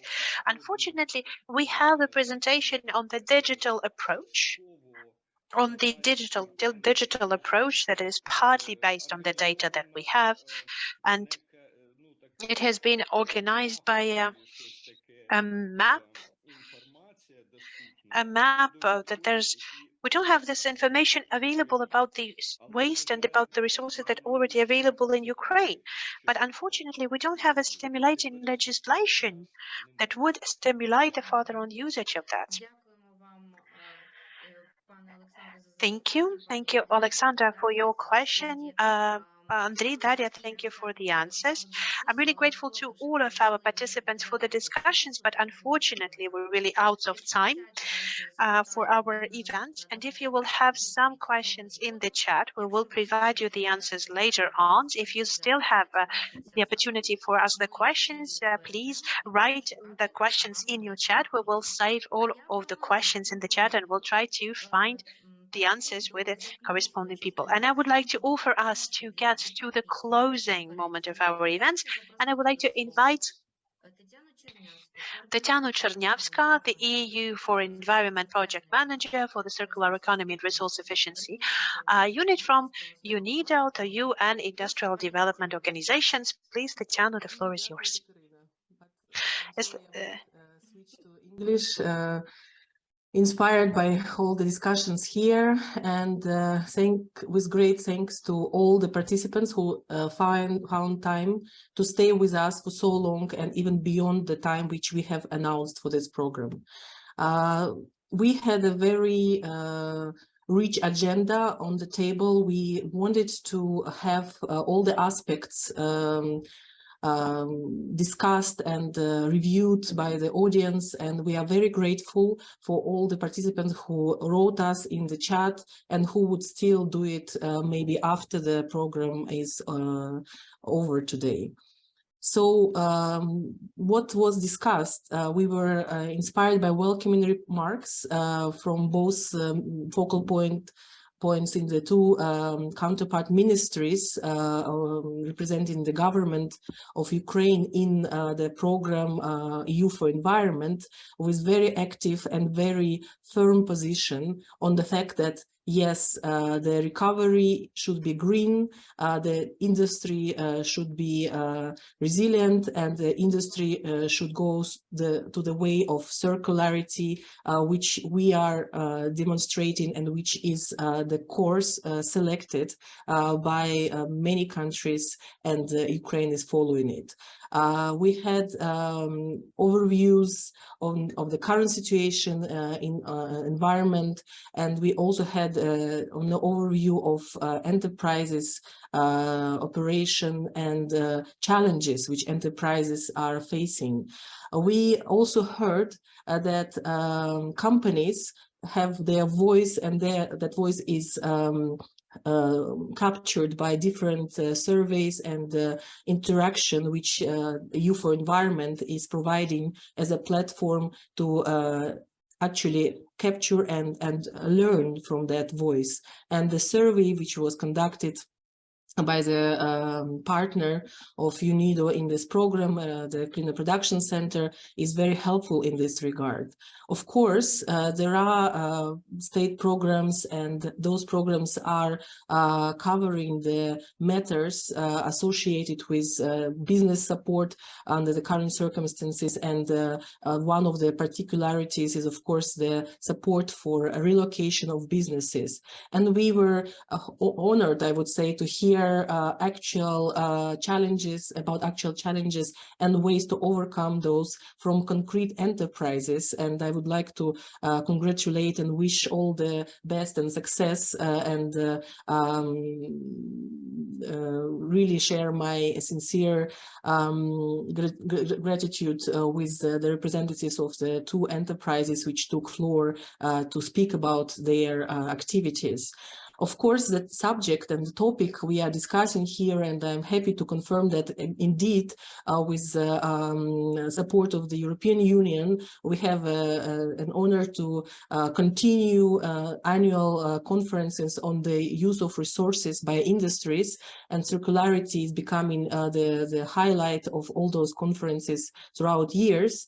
I'm happy to acknowledge that the circular economy benefits which were presented at our event today were very much connected with the green agenda, and green agenda not only of Ukraine, but the green agenda of the European Union, and the examples and the benchmarking legislation and strategies available in the European Union were also mentioned as the way forward for Ukraine in its integration. The particularities of business engagement in greening activities, in circular activities, which are offered by EU4Environment, were also discussed today. Here we spoke about individual assessments, and we openly acknowledge that there were waves of interest, and there were, of course, legislative and practical reasons for enterprises to join. Here, of course, the groups of enterprises we worked with, in particular clubs in Khmelnytsky, and the industrial waste mapping exercises which we conducted with groups of enterprises were mentioned among different activities undertaken under the EU4Environment program.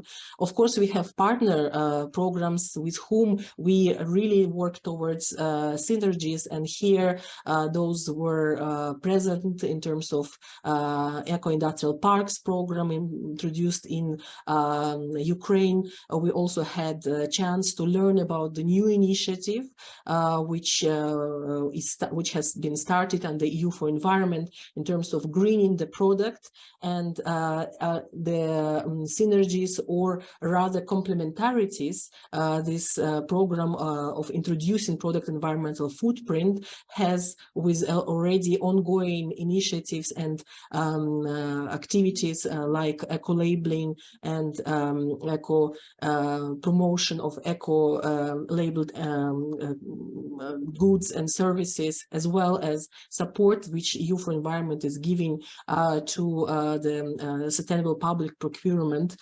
initiatives in the country. We had the chance to glance at the UNIDO program on green recovery, and some ambitions which we would like you as participants, as businesses, as experts to contribute to, because this is a moving mechanism, moving target, moving body, which we would like to use to accumulate the necessary steps and needs, and which could be reflected upon in the interventions to support business, greening business in Ukraine. I'm again grateful to the government of Ukraine, to the RACP Center, and all the colleagues who stayed with us today. I would like to particularly mention business again, encourage companies to join us in this new activity on the product environmental footprint, and also in the activities dedicated to support for relocated enterprises, because indeed business is the driver of economy. Enterprises are there to support creation of jobs and sustainability of both the economy, but also well-being of people. Thank you very much for your attention, and I would like to wish you a very good day. Thank you. Дякуємо вам, пані Тетяна. Thank you, Tatiana. And for the official closing of our conference, I would like to introduce you with Angela Bularga, the Program Officer from the European Commission. So please, Angela, the floor is yours. Thank you very much. And it was really a pleasure to be here with you and hear so many impressive stories about resilience of people, resilience of enterprises in response to the Russian war of aggression. I'm sure this very difficult period is going to end, and we will overcome together these problems on our side from the European Commission. As you have heard, we extended the EU4Environment program by another year to continue helping not only enterprises but different stakeholders in Ukraine, but also in other countries of the Eastern Partnership. We are now considering what is going to be next. So we are planning for a longer term activities. And at the same time, there are many other activities that might be of interest to you. We are working as part of EU4Environment on green growth indicators, where you can check how your economy is changing at the nexus between the environment and the economy. We had demand from your government to work on economic instruments. So really a wide number of measures that can support the development of circular economy and green economy more generally. We also have other tools of support. And here, maybe I can mention that we work a lot with IFIs. For instance, in order to support enterprises, there is a regional program called FinTech. There is a regional multi-donor fund called E5P that recently has changed a little bit its focus to work more on renewables. That fund works more with municipalities, less with enterprises. But there are specific tools for helping enterprises, and we will try to work a little bit more with colleagues in the Resource Efficiency and Cleaner Production Center to provide them more information about such programs. And Ukraine recently has joined the LIFE program of the European Union. You already had access to Horizon Europe. Now also you have access to LIFE. So with this various opportunities, I hope enterprises will have more opportunities, because I see there is demand from them to increase resource efficiency and energy efficiency, and I'm sure they are going to succeed. Thank you very much, and have a nice afternoon. Дякуємо вам, пані Тетяно, пані Анжела. Yes, thank you very much. Thank you very much, Angela. Thank you very much, Tatiana, for your closing speeches. So I think that we can close our all-national conference for today. I wanted to thank all of our participants and speakers. Thank you very much for being with us throughout all this year. And yes, we have lost our calmness, but we will never lose the faith in our victory and our joint future. We will definitely be developing the new eco-friendly clean green Ukraine. So please take care, be safe, and we hope to see you in our next events next year. Thank you.